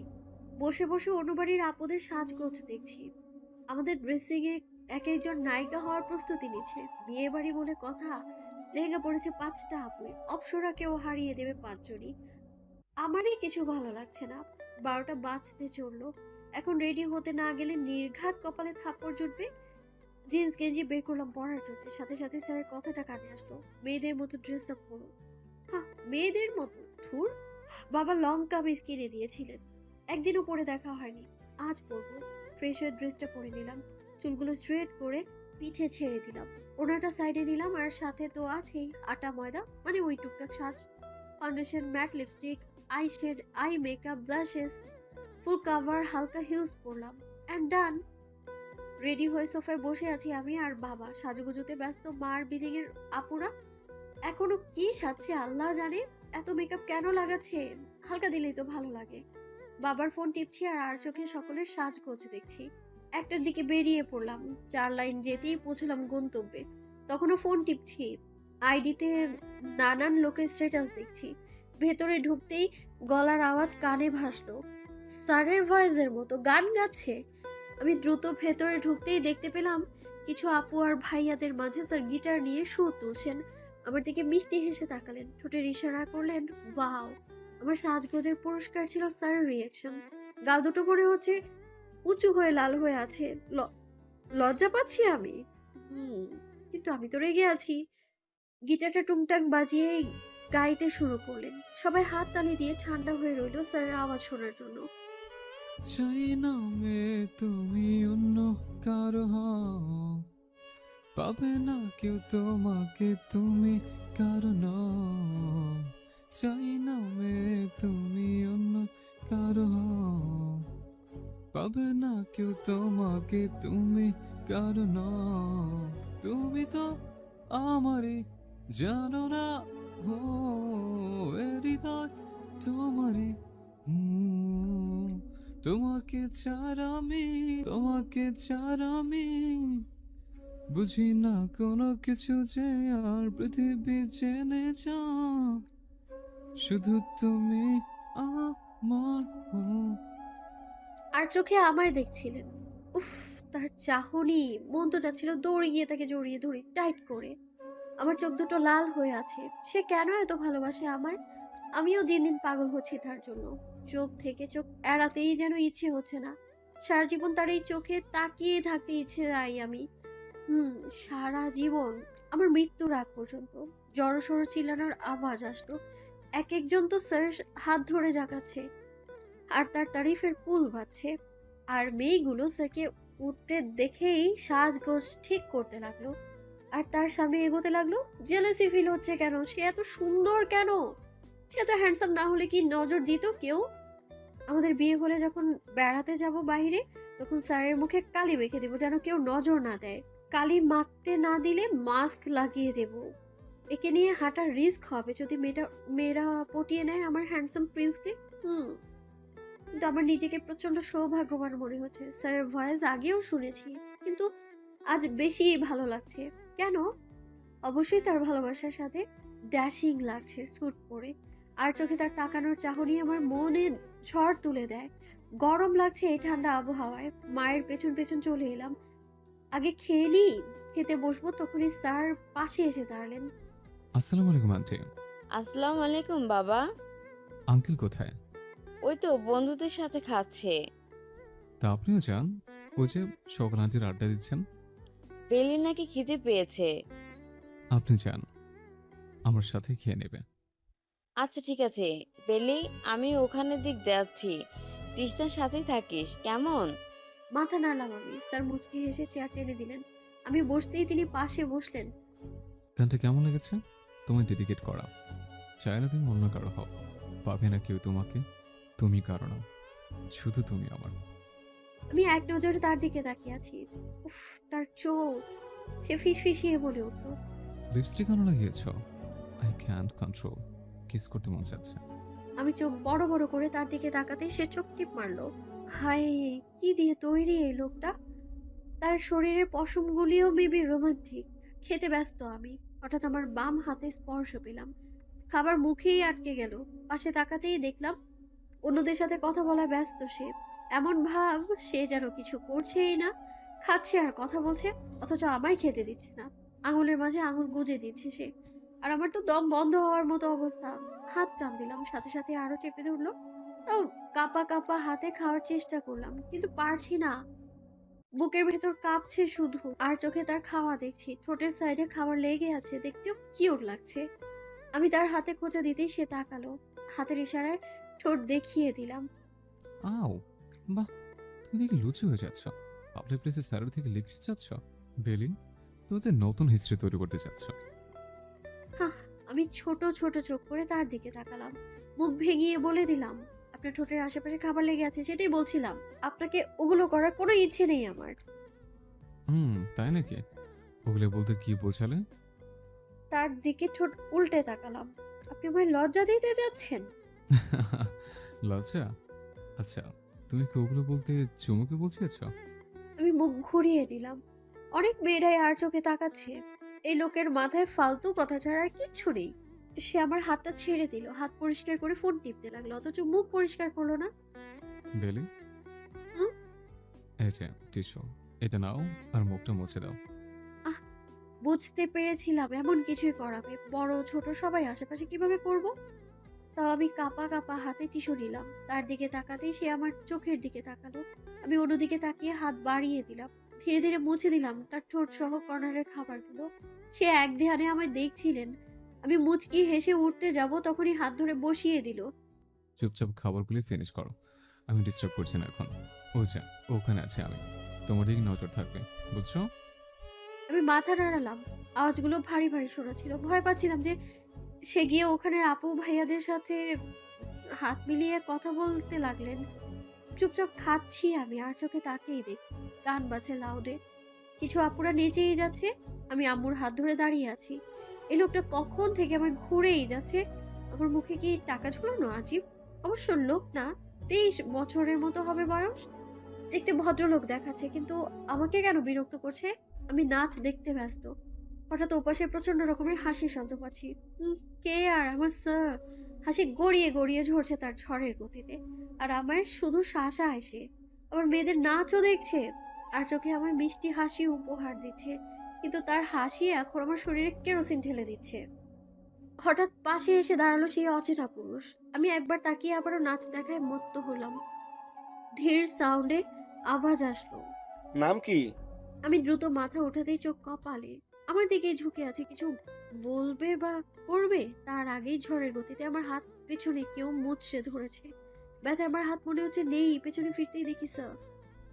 কি হয়েছে ছোট ভাই? না না, শুধু পরিচয় হতে আসছিলাম। হ্যাঁ, পরিচয়? নাম বেলি, তাকে পাশের বাড়িতে, আর most important my wife. Wife? কে কার ওয়াইফ? ওয়াইফ না ওয়াইফাই বললো, কোনটা? আমার হাতের ব্যথা ভুলে বড় বড় চোখ করে তাকিয়ে আছি আমি তার দিকে। ছেলেটাও সব ধীরে ধীরে কেটে পড়লো, অথচ আমার হাত আজ ভেঙেই ছাড়বে সে।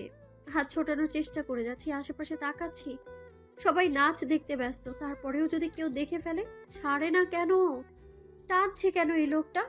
আল্লাহ, মা নিজের তো নিজেরটা ডুবাবে, সাথে আমারটাও ডুবাবে। আরে সাও, এটা আমার ছোট বিছানার নিচের জায়গা না যে এটা ইচ্ছে করলেই কেউ দেখবে না। এটা পাবলিক প্লেস, বিয়ে বাড়ি। এটা আমার ছোটখাটো মান ইজ্জত তো ধুয়ে যাবে কেউ দেখলে। যাচ্ছি কোথায়? আমার কথাগুলো শুনে সে থেমে গেল, ভ্রু কুঁচকে আমার দিকে তাকালো। দিন দিন দেখছি বড্ড পেকে যাচ্ছ, মানে যত বেড়ে যাচ্ছে দেখি। হ্যাঁ, না তা না। তো কি? আর ওই ছেলের সাথে কিসের আলাপ? কি বলেছিলাম আন্টির সাথে থাকতে? তাহলে এদিক ওদিকে দৌড়াচ্ছিলে কেন? আর এমন হবে না। আচ্ছা, তখন ওই লোক মানে ওই ভাইয়াকে কি বললেন? আমি আপনার ওয়াইফ না ওয়াইফাই? অবশ্য ওয়াইফাই বলেছিলেন হয়তো, কারণ আমাদের তো আর বিয়ে হয়নি। আচ্ছা, আমি আপনার ওয়াইফাই কি করে হলাম? মাথা তুলে তাকালাম তার দিকে। সে তার নাক ফুলিয়ে দু ভ্রু মাথায় তুলে আমার দিকেই তাকিয়ে। বউ, ইউ আর মাই ওয়াইফ, আমার বউ। হওনি কিন্তু হবে, আর সেটা খুব শীঘ্রই। মুহূর্তের মধ্যেই শরীরে তাপ বেড়ে গেল, তার আওয়াজেও একরকম জাদু আছে। আমি চুপচাপ দাঁড়িয়েই ছিলাম, আশেপাশে তাকাতে ব্যস্ত। কেউ দেখলে স্যারের নামে বাজে কথা ছড়াবে। তার দিকে চোখ পড়তেই আমি দুপা পিছনে চলে এলাম, কারণ সে আমার সামনে এগিয়ে আসছে। যথারীতি আমিও পেছনে যাচ্ছি। কি হচ্ছে? কেউ দেখলে সম্পূর্ণ কথা বলার আগেই সে 4-5টা এগিয়ে আমায় ঘেঁষে দাঁড়ালেন। জবাব পেয়েছ? আর এত পাকনামাটা কথা কবে থেকে শিখেছ? বড্ড বুঝতে শিখেছ আজকাল। তা বিয়ে নিয়েও হয়তো সব জানো, তাই না? আমি তো রীতিমতো কাঁপছি। তার ফিসফিসানো আওয়াজ, আমার শরীরের পশম দাঁড়িয়ে পাল্লা দিয়ে যাচ্ছে, কাঁপছে। আমি আর চোখে তার দিকে তাকিয়ে একটু পেছনে যাওয়ার ব্যর্থ চেষ্টা করলাম, কারণ পেছনে দানবের মতো ওয়ালটা আমায় আটকে রেখেছে। আমি ডান সাইডে চাপতেই নিচ্ছিলাম, তার আগেই সে সেখানে হাত রাখলেন। আমি এবার থম হয়ে রইলাম, আর চোখে তাকাতেই দেখলাম উপর থেকে নিচ অব্দি আমার চোখ বুলালেন। আমার চোখের দিকে চোখ পড়তে যথারীতি নিচে তাকালাম। সালোয়ার স্যুট কি আমার জন্য পরেছ? আমি চোখ বুজে মাথা নাড়ালাম। হঠাৎই গালে স্পর্শ পেলাম তার ঠোঁটের। খুব মায়াবী লাগছে। সেদিন ডান গালে কিস করেছিলেন, আর আজ বাম গালে। আমার দিক কিছুটা ঝুঁকে বললেন, কন্ট্রোল হচ্ছে না যে? লিপস্টিক কেন দিছ? আর দিবে না। আমি হতভম্ব হয়ে রইলাম। ঠোঁট দুটো কামড়ে মুখে ভরে নিলাম। লজ্জা লাগছে বড্ড। কেন যে লিপস্টিক লাগাতে গেলাম। হাত দিয়ে ঠোঁট মুছতেই নিয়েছিলাম, তখনই তার আওয়াজ কানে আসলো। আমি পৌঁছে দিচ্ছি। আমিও হাত নামিয়ে চুপচাপ দাঁড়িয়েছিলাম। আমি তো আর জানতাম না যে তার মোছানো মানে কি ছিল। মুহূর্তের মাঝেই ঠোঁটে তার স্পর্শ পেলাম। চুপ বন্ধ করবো কি? আমি আশেপাশে তাকাতে ব্যস্ত। কেউ দেখলে যে সর্বনাশ হয়ে যাবে। এদিকে তার হুঁশ তোয়াক্কা কোনোটাই নেই।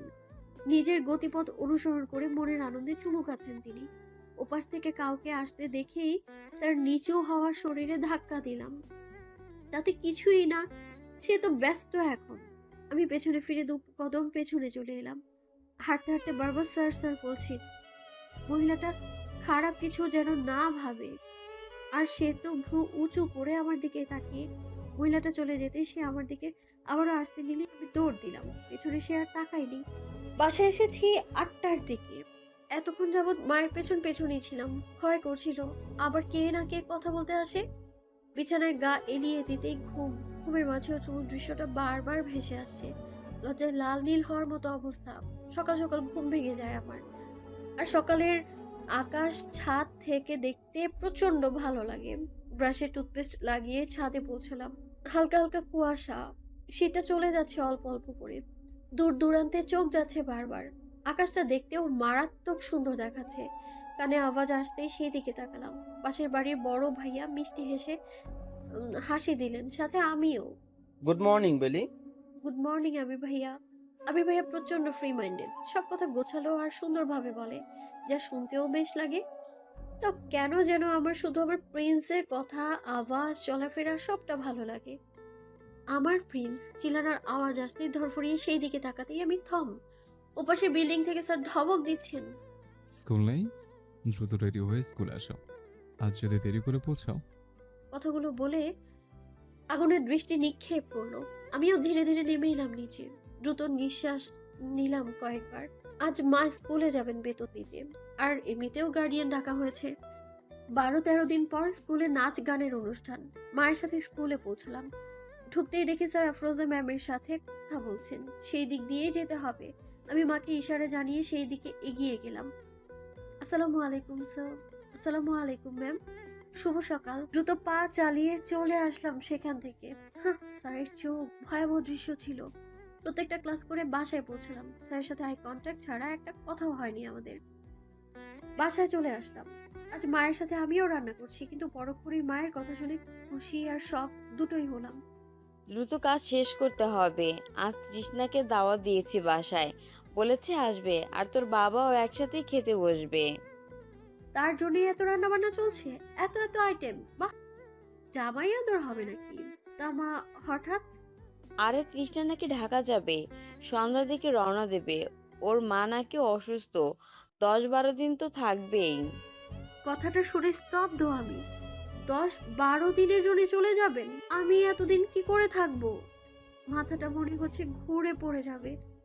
আমি ধীরে সুস্থে রুমে এসে বিছানায় বসলাম। মাথাটা দুপাশে চেপে ধরে বিছানায় কাত হয়ে রইলাম। বড্ড যন্ত্রণা হচ্ছে বুকের সাথে পুরো শরীরে। আমি সেই যে শুয়েছি আর উঠিনি। হঠাৎ তার আওয়াজ কানে আসতে দ্রুত বিছানা ত্যাগ করে সেই দিকে চলে এলাম। সোফায় বসে বসে ফোন টিপছে। আমি লুকিয়ে তাকে দেখেই যাচ্ছি। মুখটা শুকনো হয়ে আছে এখনো। মেজাজ ভালো নেই তার। মা অসুস্থ তো, তাই হয়তো। আমার জন্যই তো তাদের রেখে এইখানে থাকছেন স্যার, কিন্তু সে চলে গেলে আমি কি করে থাকবো? আমি যে পারবো না থাকতে। বড্ড ভালোবাসি যে আমি তাকে। মায়ের ডাকে দ্রুত রান্নাঘরের দিকে চলে এলাম। মা যা যা হাতে দিল তা নিয়ে টেবিলে সাজিয়ে রাখলাম। স্যার আমার দিকে করুণ চোখে তাকিয়ে, আর আমার বুকটা ধুক করে উঠলো। কষ্ট হচ্ছে ভাবতেই যে আমার কান্না করতে ইচ্ছে করছে। 1-2 দিন না, 10-12 দিন তাকে দেখতে পাবো না আমি। টেবিলে বাবা, সে আর আমি বসে আছি। মা খাবার বেড়ে দিচ্ছে। আমার আজ আর খাওয়া হবে না, গলা দিয়ে খাবার নামবেই না। সে আর চোখে তাকাচ্ছে আর খাচ্ছে। মায়ের রান্নার প্রশংসা করছে আর নানান কথা বলে যাচ্ছে। যখন শুনলাম মায়ের মুখে তার বিয়ের কথা, আমার মাথায় যেন আকাশ ভেঙে পড়লো। স্যারকে ঢাকা যেতে বলেছে তার মা, তার জন্য পাত্রী দেখা হয়েছে। ছেলের বিয়ে নিয়ে তার মা নাকি চিন্তিত। আমার চোখের পানি মনে হচ্ছে গড়িয়ে পড়বে। অন্যদিকে ফিরে চোখের পানি মুছে নিলাম আর চোখে তাকে দেখতে লাগলাম আমি। আমার প্রিন্স অন্য কারো হয়ে যাবে, সে কি আমার হবে না? আমাদের ভালোবাসায় কি কোনো শক্তি ছিল না? রুমে বসে চোখের বন্যা ঝরিয়ে ফেলছি। কান্নার বেগ মনে হচ্ছে শুধু বাড়ছে, হু হু করে আওয়াজ আসতে যাচ্ছে। খানিকক্ষণ পর কারো পায়ের আওয়াজে চোখ মুছে সেই দিকে তাকালাম। রুমে স্যার এসেছেন, পেছনে মা। আমি দ্রুত বিছানা থেকে নেমে স্যারকে সালাম দিলাম। সে আমার দিকে তাকালেন। 10-12 দিনের পরে আমি দিয়ে যাব, সেগুলো প্রতিদিন পড়ে শেষ করে ফেলবে, কেমন? আমি নিচে তাকিয়ে থেকে মাথা নাড়ালাম। মায়ের আওয়াজ, তার দিকে তাকালাম। আমি চা নিয়ে আসি, মন দিয়ে সব বুঝে নে, যা না পারিস। মা যেতেই আমি 3-4 পা পিছিয়ে গেলাম। স্যার দ্রুত আমার চাপড়ে ধরলেন, মাথাটা তার বুকে চেপে ধরলেন। বেলি, আমায় ঢাকায় ফিরতে হবে, একবারের জন্য চলে যেতে হবে। আমার জন্য মা দিন দিন অসুস্থ হচ্ছে, কসম দিয়েছে তার। এখান থেকে না গেলে তার মৃত্যু দেখতে হবে। স্তব্ধ হয়ে রইলাম, কান্নাটাও আসছে না এখন। সে আবারও বলতে লাগলেন, 1 মাস সময় নিয়েছে, 1 মাসের মাঝে ঢাকা শিফট হতে হবে, আর 10-12 দিনের জন্য ঢাকা যেতে হবে। মা হসপিটালে অ্যাডমিট, সে যত দ্রুত সম্ভব আমার বিয়ে দিতে চান। আমি তাকে ধাক্কা দিয়ে নিজে থেকে সরিয়ে দিলাম। হাউমাউ করে কান্না করতে লাগলাম। ভালো লাগা, ভালোবাসা এইসব শিখিয়ে এখন চলে যাবে? কি করে থাকবো আমি? বাঁচবো কি করে? তার বকা, তার ছোঁয়া, তার হাসি, প্রতিচ্ছবি কি করে ভুলবো? পারবো না ভুলতে, পারবো না তো। আমি কি করে থাকবো? আমি পারবো না থাকতে। বিশ্বাস করেন, একদিনও থাকতে পারবো না। সে দ্রুত পা এগিয়ে আমায় জড়িয়ে ধরলেন। আমিও পারবো না, আমি আসবো তো তোমায় দেখতে, আর বিয়ে বিয়ে তোমায় করব। আমি তাকে জড়িয়ে ধরে কাঁদতে লাগলাম। আমি বেঁচে থেকেও মরে যাব তাকে ছাড়া। কি করে থাকবো আমি? সে আমার চোখের পানি মুছিয়ে দিলেন। পকেট থেকে একটা ফোন বের করলেন। যখন মন চাইবে কল দেবে, দেখতে চাইলে ভিডিও কল দেবে। আমি কল দিলে সাথে সাথে রিসিভ করবে। সন্ধ্যা চলে যাচ্ছে, কিছুদিনের মাঝে আবারও আসবো। তাতে কি, চিরদিনের জন্য তো চলে যাবেন? আমি আবারও হু হু করে কেঁদে উঠলাম। কষ্টে বুকটা ফেটে যাচ্ছে। এত কষ্ট কেন হচ্ছে? শ্শ্, কান্না বন্ধ, আন্টি আসছে, চুপ। আমি দ্রুত চোখের পানি মুছে নিলাম। সে আমার 10-12 দিনের পড়া দিয়ে দিলেন। কিভাবে চলবো, কিভাবে থাকবো, সবকিছু বলে দিচ্ছেন। আর আমি নিজেকে কন্ট্রোল করছি। কান্নার বেগ যে বেরিয়ে আসতে চাচ্ছে। চাটা শেষ করে সে যেতে লাগলো। মা বেরিয়ে যেতেই আমি দ্রুত তাকে জড়িয়ে কেঁদে দিলাম। কষ্ট হচ্ছে, আমি আপনার সাথে যাব। শ্শ্, কাঁদে না, আমার সাথে যাবেন যখন সময় হবে। সে আমার কপালে চুমু খেয়ে বেরিয়ে গেলেন। আমি দ্রুত দরজাটা বন্ধ করে কেঁদে উঠলাম। নিস্তব্ধ হয়ে শরীরটা ফ্লোরে পড়ে গেল। কষ্ট যে সহ্য হচ্ছে না, এমন কষ্টের সাথে তো আমি পরিচিত নই। সারা জীবনের জন্য কি পাবো তাকে? ঘুম ভাঙে ফোনের আওয়াজে। ভাইব্রেশন হচ্ছে, বালিশ কাঁপছে। বালিশটা সরাতেই স্যারের ফোন দেখতে পেলাম। কেউ কল দিচ্ছে। 016। আবারও কল আসতেই রিসিভ করলাম। ঘুমো ঘুমো গলায় সে বলল, গুড মর্নিং বেলি। আমার বুঝতে বাকি নেই এটা কার কল। মুখের হাসিটা এত বড় হয়ে উঠেছে। Good morning. স্কুল যাওনি? না, কেন? ভালো লাগছিল না। ভালো লাগছিল না নাকি আমি স্কুলে নেই বলে? দুটোই। সে হা হা করে হাসছে। হাসার কি হলো কোচা স্যার? আচ্ছা, আন্টি কেমন আছে? মায়ের কিছুই হয়নি, আমায় মিথ্যে বলে আনিয়েছে। আমি তো ভয়ই পেয়েছিলাম। যাও ফ্রেশ হয়ে খেয়ে নাও। আচ্ছা, ফোনটা রাখতে মন চাইছিল না, তাও এটা ভেবে রাখলাম যে ব্রেকফাস্ট করে আবারও কল দেবে। পরে কল দিতেই দেখি ব্যস্ত। সারাক্ষণ ফোন দিয়েই চলেছি কিন্তু ব্যস্ত। বুকটা ধপাস ধপাস করছে আমার। কল কেন ধরছে না? কি হচ্ছে স্যার? কিছু হলো না তো? ভয়ে আত্মা সহ লাফাচ্ছে আমার। সকাল সকাল ঘুম থেকে উঠে আমি ফোনটা চেক করলাম। সাথে সাথে কাঁদতে ইচ্ছে করছে। একটা মেসেজ বা কল কিচ্ছু ছিল না। এই ভালোবাসে সে আমায়? ভালোবাসার নমুনা কি এটা? স্কুলে যেতে সবাই আমায় আদর করছে, গিফট দিচ্ছে আর ভালো থাকতে বলছে। আজীব হচ্ছে এটা কি? হঠাৎ হাসান দৌড়ে এসে আমার হাত ধরলো। বেলি, কেন চলে যাবি? এখানেই থাক না, অনেক মিস করবো যে তোকে। কোথায় যাচ্ছি আমি? পেছন থেকে মা বলে উঠলো, ঢাকা। আমি দ্রুত পেছনে তাকাতেই দেখি মা বাবা দাঁড়িয়ে। মা আমার মুখটা ধরে বলে উঠলেন, ট্রান্সফার নিয়েছি তোর, ঢাকায় শিফট হব, তোর আবুর ট্রান্সফার হয়েছে। খুশিতে কাঁদবো নাকি অবাকের চূড়ান্ত সীমায় পৌঁছবো বোঝার উপায় নেই কোনো। বাসায় গিয়ে চিন্তা ভাবনা করছি আর মা বাবাকে কি যেন বলছে আর হাসছে। ঘরের যাবতীয় জিনিস গুছাতে ব্যস্ত। হচ্ছেটা কি? যাক, ভালোই হলো, সেকে ঝটকা দেওয়া যাবে একটা। সেদিন খুশিতে আমার আর ঘুমই হয়নি। হাসানের সাথে পুরো একটা দিন আবেগে কাটিয়েছি। নিজের ফোন নাম্বার দিয়েছি ওর নানু বাসার ঢাকায়। সেখানে যেতেই যেন আমার সাথে দেখা করে, সেটাও বলে রেখেছি। সকলের সাথে কুশল বিনিময় করলাম 2 দিন। এখান থেকে যেতে যেমন কষ্ট হচ্ছে, তেমনি স্যারকে দেখতে পাবো তার কারণে ভালো লাগছে। আবার চট্টগ্রাম থেকে বিদায় নেওয়ার সময় আমি প্রায় প্রচণ্ড কেঁদেছি, সবাইকে ফেলে যাওয়ার কষ্টে। বেশি কষ্ট লাগছিল হাসানের জন্য। বেশি বলে কথা, ও বলেছে প্রায় ভিডিও কলে কথা বলবে, মাসে কয়েকবার ঢাকায় আসবে। আমিও হ্যাঁ বোধক জানিয়েছি। আসলে মায়ায় জড়িয়ে পড়েছি সকলের সাথে। বাবার সাথে নানান দুষ্টুমি করে পৌঁছলাম ঢাকায়। নানুদের বাড়ির সামনে ট্রাক থেমেছে আমাদের। আমি দ্রুত বেরিয়ে আসতেই নানি জড়িয়ে ধরলো, পাগলের মতো চুমু খাচ্ছেন। ঠিক তেমনি আমিও জড়িয়ে রেখেছি তাকে। নানুর সাথে কথা বলতে বলতে ভেতরে ঢুকতে না ঢুকতেই আমি অবাক। আমার পুরো 14 গোষ্ঠী এখানে, ঘরে মানুষ আসছে না এমন একটা অবস্থা। আমি দৌড়ে খালা, খালু, কাকা, কাকি, ভাই, বোন, মামা, মামিদের সবাইকে জড়িয়ে আছি। এত খুশি লাগছে যে কি বলবো, কিন্তু সবাই এখানে কেন? সবকিছু মাথার উপর দিয়ে যাচ্ছে। হঠাৎ মামা আমার মাথাটা টেনে হাত বুলিয়ে বলে উঠলেন, কত বড় হয়ে গেছে আমাদের সেই ছোট্ট ভ্যালিটা, একদম বিয়ে দিতে পারবো, তাই না? আমি হতভম্ব হয়ে রইলাম। বিয়ে দিতে পারবো? সিরিয়াসলি? আমি এখনো ছোট, আমার বিয়ের কথা ভাবছি এক্ষুনি? ভাবা যায়? মা বাবা রুমে ঢুকতেই ভালোবাসার বন্যা বয়ে গেল। ভাইরা বোনেরা খুশিতে চোখের পানি ফেলতে লাগলো। আমার বেশ ভালোই লাগলো। পরিবার একত্রে হলে কতটা আনন্দ হয় তা আজ বুঝলাম। মিনসি আমার বড় মামার মেয়ে, আমার থেকে 2 বছরের বড় আর বেশ ফ্রেন্ডলি। ওর সাথে নানান গল্প জুড়ে দিলাম। ও আমায় আর চোখে দেখছে আর হঠাৎ মুচকি হাসছে। এবার আমি রেগে বললাম, কি হয়েছে, হাসছো কেন পাগলের মতো? না, কিচ্ছু না। আমি চুপচাপ ওখান থেকে চলে আসলাম। সকলের এমন অদ্ভুত বিহেভ আমার মাথায় ঢুকছে না। নিচে নামতেই দেখি আব্বু মুখটা ছোট করে রেখেছে। আব্বুর আবার কি হলো? আব্বু, কি হয়েছে? কিছু না, তুমি যাও গোসল ছেড়ে নাও। কিছুই বুঝলাম না। সবাই কি নিয়ে যেন ফিসফিস করে কথা বলছে। কি নিয়ে? আমাকে দেখে মিষ্টি হাসি দিচ্ছে। হচ্ছেটা কি? এবার আমি সোজা নানির রুমে গেলাম। মাত্র নামাজ শেষ করে বসেছে। আমি দ্রুত গিয়ে তার পাশে বসলাম। নানি, এখানে কি হবে? এত আয়োজন চলছে যে? যা হবে পরে দেখতে পাবি, যা গিয়ে গোসল করে নে। আর কোথাও যাব না, কেউ তো কিছু বলছেই না। আমি আপুর রুমে চলে এলাম। কাপড় নিয়ে গোসল করে নিলাম। খাটের উপর চুপচাপ বসে আছি, অপেক্ষায় আছি কখন আপু বের হবে। আপু বের হতেই আমি দ্রুত ফোনটা বের করে কল লাগালাম স্যারের ফোনে। রিং হচ্ছে কিন্তু ধরছে না কেন? আবারও কল দিতেই বিজি। স্যারকে আমি ইগনোর করতে চাচ্ছে। কলের পর কল দিয়েই যাচ্ছি কিন্তু সে রিসিভ করছে না। আমার চোখ ভিজে যাচ্ছে পানিতে। আজ 2 দিন হতে চললো, একটা বারও কল দিল না আমায়, আর রিসিভও করলো না। এই তার অতিরিক্ত ভালোবাসা? এটাই তার নমুনা? ও, আমি তো এখন পুরনো হয়ে গেছি, তাই আর চলছে না।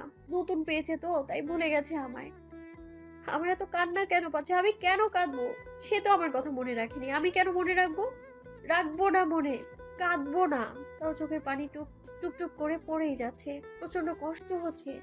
চোখ খুলতেই দেখি আমি বিছানায় উপহয়ে শুয়ে আছি। মাথাটা ব্যথা করছে, কাঁদতে কাঁদতে মাথাটা ধরে এসেছে আমার। আয়নার সামনে দাঁড়িয়ে নিজেই অবাক। মাথাটা ফুলে টমেটো। কেউ দেখার আগে ওয়াশরুমে ঢুকে পড়লাম। কেউ দেখলে হাজারটা প্রশ্ন করবে। কিভাবে বলবে এই অল্প বয়সে ভালোবেসে আমি পাগল হয়ে গিয়েছি? ভালোভাবে ফ্রেশ হয়ে নিলাম, তাও মুখটা ফোলা ফোলা, ঢুলো ঢুলো হয়ে আছে চোখগুলো। ঘড়ির দিকে তাকাতেই চোখ বড় বড় হয়ে গেল। ছোটা বাঁচতে চললো। কেউ আমায় ডাকলো না খেতে। কি স্বার্থপর সবগুলো। কেউ ভালোবাসে না আমায়, কেউ না। আবারও ফোনটা ধরলাম। একটু আশা ছিল যদি একটা মেসেজ দেয়, কিন্তু না, স্যার একটা মেসেজ বা কল কিচ্ছু দেয়নি। একটা কলও না। পচা খারাপ জোর স্যার, একটা কলও দিল না। রাত শেষ হয়ে ভোর হতেই 3 দিন চলে যাবে। কেমন ব্যস্ত যে একটা মেসেজও দেওয়া যায় না। ফোনটা হাতে নিয়ে বসে আছি, বারবার স্ক্রিনে তাকাচ্ছি যদি একটা মেসেজ দেয়, কিন্তু কোথাও তো লেগেছে। ফোনটা লুকিয়ে রুম থেকে বেরিয়ে আসলাম। সবাই টুকটাক কাজে ব্যস্ত। ডাইনিং এ খাবার রাখা, আমি গিয়ে চুপচাপ খেয়ে নিলাম। আর চোখে সবাইকে পর্যবেক্ষণ করছি। আমার টুকটুক চোখে দেখছে। আমি বড় বড় চোখ করে তাদের তামাশা দেখছি। হঠাৎ নাহিন, আমার বড় মামার ছেলে, আমার সামনের চেয়ারে বসলো। আমি ভ্রু উঁচু করে ওর দিকে তাকালাম। ও 2টো ভ্রু উঁচু করে মুখ বাঁকালো। আমি মুখ ভেঙিয়ে বললাম, আর নাহিন হো হো করে হেসে দিল। পাজি মেয়ে, মুড দেখাচ্ছে আমায়। আমি চুপচাপ খেয়ে উঠছিলাম। হঠাৎ নাহিন আমার পেছনে এসে কানে কানে বলে উঠলো, এত আয়োজন তোমার এনগেজমেন্টের, তাও তোমার থেকে অনেক বেশি বয়সী এক লোকের সাথে? খুব জলদি আমরা বিয়ে খেতে চলছি। আমি টাসকে খেয়ে চোখ বড় বড় করে নাহিনের দিকে তাকালাম। নাহিন হাসতে হাসতে চলে যাচ্ছে। হাহ, আমার এঙ্গেজমেন্ট? সিরিয়াসলি? কি আবল তাবল বলছিস? বড্ড পেকে গেছিস দেখছি। বিচার দেবো মামার কাছে? যাও, হেল্প করলাম তোমার, আগে আগে জানিয়ে দিলাম যাতে ভেঙে দিতে পারো। আমি এবার দৌড়ে মায়ের কাছে চলে এলাম। মা, নাহিন কি বলছে এগুলো? কি বলছে? এই যে আমার নাকি আজ এঙ্গেজমেন্ট। তার জন্য তো ঢাকায় শিফট হয়েছি। মা, তুমি মজা করছো তাই না? মজা কেন করব? আমি এবার চিল্লিয়ে উঠলাম, এগুলো কি বলছো তোমরা? আমার এঙ্গেজমেন্ট? আমি এখনো পিচ্ছি মা, আর আমার না জানিয়ে কিভাবে পারলে এগুলো? আব্বু! আমি চিৎকার করতে করতে আব্বুর কাছে যাচ্ছি। আব্বু, এগুলো কি শুনছি আমি? আমার নাকি এঙ্গেজমেন্ট হবে? কি বলছো এগুলো আব্বু? আমি এখন এঙ্গেজমেন্ট বা বিয়ে এইসব কিছুই করবো না। আমি ছোট এখন, এইসব কি বলছো তোমরা? এবার আমি কেঁদেই দিলাম। বাবা আমার মাথায় হাত বুলোছেন। গাধি, তোমার জন্যই তো তোমাকে এত দ্রুত এঙ্গেজমেন্টটা করিয়ে রাখছি। আমাদের থেকে তুমি বেশি খুশি হবে পরে, দেখে নিও পাগল একটা। কথাগুলো বলে আব্বু হাসতে হাসতে চলে গেল। আমি দৌড়ে রুমে ঢুকে একটার পর একটা কল স্যারকে দিয়েই যাচ্ছি। লাস্ট মেসেজ দিলাম। আপনি কি ইগনোর করছেন আমায়? ইগনোর না করে সরাসরি বলে দিলেই তো পারতেন, আমি আর ডিস্টার্ব করতাম না। রিপ্লাই আসেনি। 2 ঘন্টা যাবত ফোন নিয়ে বসে আছি। ভালো লাগছে না, আর কি করব? স্যারকে কি করে জানাবো যে আমি অন্য কারো হয়ে যাচ্ছি? তিনি তো আমার ফোনটাও ধরছেন না। এখন আমি কাঁদতেও ভুলে গেছি। এমন যন্ত্রণা কেন হচ্ছে হঠাৎ এত দ্রুত? এগুলো কি হচ্ছে আমার সাথে? বড্ড কান্না পাচ্ছে, কিন্তু কান্না আসছে না। ওরা কেউ হেল্প করছে না। হাসানকে কল করলাম, ফোন রিসিভ হচ্ছে না। এবার ফোনটা আছাড় দিতে ইচ্ছে করছে। না, কল ব্যাক করেছে। হ্যালো হাসান। কি রে, কি হয়েছে? আমার এঙ্গেজমেন্ট দেওয়ার জন্য ঢাকায় নিয়ে এসছে। কি বলছিস? সিরিয়াসলি? হুম। আরে তুই কাঁদিস না। আচ্ছা, তুই তো কাকে ভালোবাসিস না? তো কি হয়েছে? বিয়ে তো হচ্ছে না, জাস্ট এঙ্গেজমেন্টটাই তো হচ্ছে। কি বলছিস গাধা? আমি একটুখানি মেয়ে, 18 হয়নি এখনই, আর আমার বিয়ে দিয়ে দিচ্ছে আমার ফ্যামিলি। তুই আমার বেস্ট ফ্রেন্ড না, যা। আমার কষ্টটাই বুঝলি না, শয়তান। কলটা কেটে দিলাম, আবারও কেঁদে উঠলাম। আমার স্যার না, আমার স্যার না, এটা সবাই খারাপ। হাসান কল দিচ্ছে। নাক ঝেড়ে কলটা রিসিভ করলাম। কি রে, নোহেট করবি না? তবে রে শয়তান, তোর জীবনেও পোলাপান হবে না কুত্তা। তোর কোনোদিন বিয়েই হবে না, ইতিম একটা। আরে বোন আমার, বিয়ে তো তোকেই করতে হবে, আজ না হলে কাল। করবি তো নাকি? সিঙ্গেল তো আর থাকবি না সারা জীবন। চোখ মুছে বললাম, আমি যে অন্য কাউকে ভালোবাসি। একটু আগে না বললি তুই এখনো একটা বাচ্চা, একটুখানি মেয়ে? তোরা আবার ভালোবাসার মানুষও আছে? কে সে? বলা যাবে না। আচ্ছা, আমি ঢাকা আসবো। কি বিয়ে খেতে আসবে আমার? তোর বিয়ে না খেলে কি আর আমার নিজের বিয়ে হজম হবে? তুই বউহীন মরবি, দেখে নিস শয়তান। সবাই বাইরে হাসাহাসি করছে, আর আমার কান্নার বেগ বাড়ছে। এই জালিয়াতি করার জন্যই আমায় নিয়ে এসছে স্যার। এত রাতে কোথায় যাব? বাড়ি থেকে পালিয়ে তো আরেক মুসিবত। ও আল্লাহ, কই আসছি আমি? কিছুই তো চিনি না, ফোনটাও তো আনলাম না। 8টা বাজছে রাতের। এখনই মানুষ যেভাবে তাকাচ্ছে, রাত আর একটু গভীর হলে তো আমায় কেউ খুঁজেই পাবে না। মাথা নিচু করে হাঁটছি। আমি আমার স্যারকে প্রচন্ড ভালোবাসি। সে আমায় ভালো না বাসলেও আমি তো বাসি, অতিরিক্ত ভালোবাসি। আর তাকে ছাড়া অন্য কাউকে বিয়ে করা আমার পক্ষে সম্ভব না, একদমই না। ভাবছি আর আনমনে হাঁটছি। কোথায় যাচ্ছি তাও জানি না। রাস্তার মোড়ে কিছু কিছু ছেলেরা দাঁড়িয়ে, ভয় করছে তো। কি করবো এখন আল্লাহ? মাথা নিচু করে হাঁটছি। আল্লাহ সাহায্য করো। এই যে ছেলেদের আওয়াজে আমার আত্মা সহ কেঁপে উঠল। দৌড় দিব, তখনই এক ছেলের আওয়াজে থেমে গেলাম। এই যে পিচ্চি আপু, এত রাতে এভাবে গলিতে গলিতে হাঁটছো কেন? একা একা রিস্ক হতে পারে। হ্যাঁ পিচ্চি, এভাবে এমন ছোট ছোট গলিতে তোমার হাঁটা উচিত না। আমি সেই দিকে ফিরে তাকালাম। দেখতে কেমন খারাপ দেখাচ্ছে, ময়লা কাপড়, তাও মনের দিক থেকে ফ্রেশ। পাশের ছেলেগুলোর ব্যবহারও সুন্দর, আমার থেকে বেশ বড় হবে। আমি হাসি মুখে তাদের সামনে গেলাম। তা আপনার এত রাতে বাইরে কেন? আপনাদের বাড়ি কি এখানেই ভাইয়া? ছেলেগুলো হো হো করে হেসে দিল। আরে পিচ্চি আপু, আমাদের আবার বাড়ি? এই কাজকর্ম করি আর ঘুরি। তা পিচ্চি, তুমি এমন রাতে একা একা ঘুরছো কেন? আসলে থাক, বলতে হবে না। তুমি মেন রোডে চলো, ওইখানে কথা বলি কেমন? এইসব চেপা চাপা গলিগুলো রিক্স। আমি মিষ্টি হেসে মাথা নাড়লাম। হাঁটতে হাঁটতে তাদের নাম জানলাম। রফিক, কাউসার, জয়নুল, রিসার প্রচন্ড ভালো মনের। মেইন রোড আসতেই মনটা হালকা হলো। ওই পিচি লাইনে যে কিভাবে চলে এলাম নিজেও জানি না। পাশের চায়ের দোকানে বসতে বললো, আমিও বসে তাদের সাথে চা খাচ্ছি আর আলাপ করছি। সাধারণত কোনো মেয়ে মানুষ দেখছি না নিজেকে ছাড়া। প্রচন্ড অড লাগছে। তাও এক বৃদ্ধা বয়সী নানা বসে আছেন দোকানে, তার সাথে হাসাহাসি করছে মন মতো। ভুলেই গিয়েছিলাম যে আমি পালিয়ে এসেছি আর যাওয়ার মতো আমার কোনো জায়গাও নেই। হঠাৎ আমার সামনে বসা ভাইয়াগুলো দাঁড়িয়ে গেল। আমিও পিছনে তাকালাম, কিন্তু তার আগেই গালে এমন জোরে থাপ্পড় মারলো যে আমি ঠাস করে নিচে পড়ে গেলাম। ব্যথাও পেয়েছি। আমি কাঁদো কাঁদো ফেস নিয়ে দ্রুত উঠে দাঁড়ালাম। কে মারলো তার দিকে তাকাতেই চোখে পানি টল টল করলো। স্যার, স্যার, হু হু করে কেঁদে উঠলাম। দৌড়ে গিয়ে তাকে জড়িয়ে ধরে সে আমায় ছাড়িয়ে মাথায় আরেকটা থাপ্পড় দিল। এবার আমি আরো জোরে কেঁদে উঠলাম। সে মনে হচ্ছে রাগে কাঁপছে, হাত মুঠ করে দাঁড়িয়ে আছে। আমি ভয়ে দুপা পিছিয়ে গেলাম। ইউ ইডিয়েট, এত বড় একটা কাজ কিভাবে করতে চাচ্ছিলে? হ্যাঁ, যদি কিছু হয়েছে তো? এত রাত্রে তুমি ঘর থেকে বেরোনোর কথা ভাবলে কি করে? আবার হাত তুলতে নিচ্ছিল? মন তো চাচ্ছে এখানে পোতে দিত তোমায়। কাঁথি, মাথার মাঝে বুদ্ধি বলতে কিছু নেই? রাস্তাঘাটের অবস্থা ভালো, এত সাহস আসলো কিভাবে? উত্তর দিচ্ছ না কেন? আমি হু হু করে কাছি। দুটো থাপ্পড় সাথে ধমক, আরো কত বকা। যার জন্য পালালাম সেই বলে চোর। স্যার মনে হচ্ছে ভ্যাবা চাকা খেয়ে গেল। মানে কি? আপনি তো ফোন ধরছিলেন না আমার। আমার বাসায় নাকি আজ আমার এঙ্গেজমেন্ট। আপনাকে ছাড়া আমি অন্য কাউকে বিয়ে করব না, তাই তো?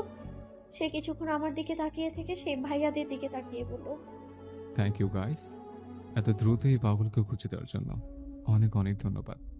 আসি। ভাইয়াগুলো আমার দিকে তাকিয়ে বলতে লাগলো, পিচ্ছি, আরে একা একা বেরোনোর কথা মাথায় আনো না। সবসময় আমাদের মতো ভালো ভাইদের পাবা না।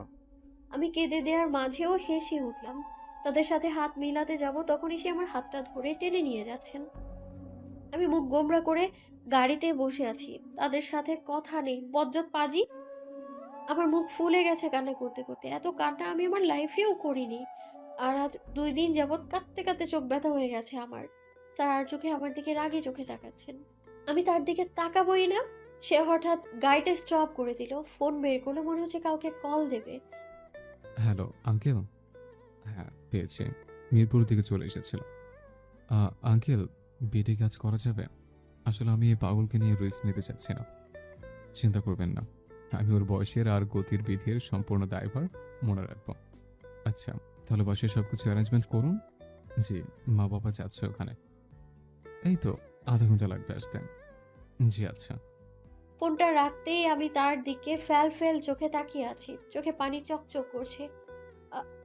আপনি বিয়ে করবেন অন্য কাউকে? সেবার রেগে তেড়ে আসলো আমার দিকে। আমার মুখের দিকে ঝুঁকে গিয়ে বলতে লাগলো, গাধি, এতটুকু বোঝার সামর্থ্য হয়নি তোমার? আমি ঢাকা এসে পড়েছি, পরের দিন তোমরা এসেছ। আমি তোমার ফোন ধরছি না, আবার হঠাৎ তোমার এঙ্গেজমেন্ট। আঙ্কেলের কথাগুলো এত কিছু বড় বুঝতে পারছো না? আমি মুখটা ছোট করে বললাম, কি? থাক, তোমার কিছু বোঝার প্রয়োজন নেই।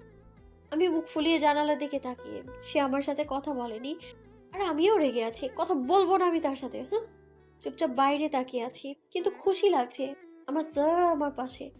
আর চোখে তাকিয়ে দেখছি ঢাকায় এসে তাকে আরো মারাত্মক দেখাচ্ছে। বেশি ইয়াং ইয়াং লাগছে। উফ, সে এত সুন্দর কেন? তার চোখে চোখ পড়তেই অন্যদিকে তাকালাম।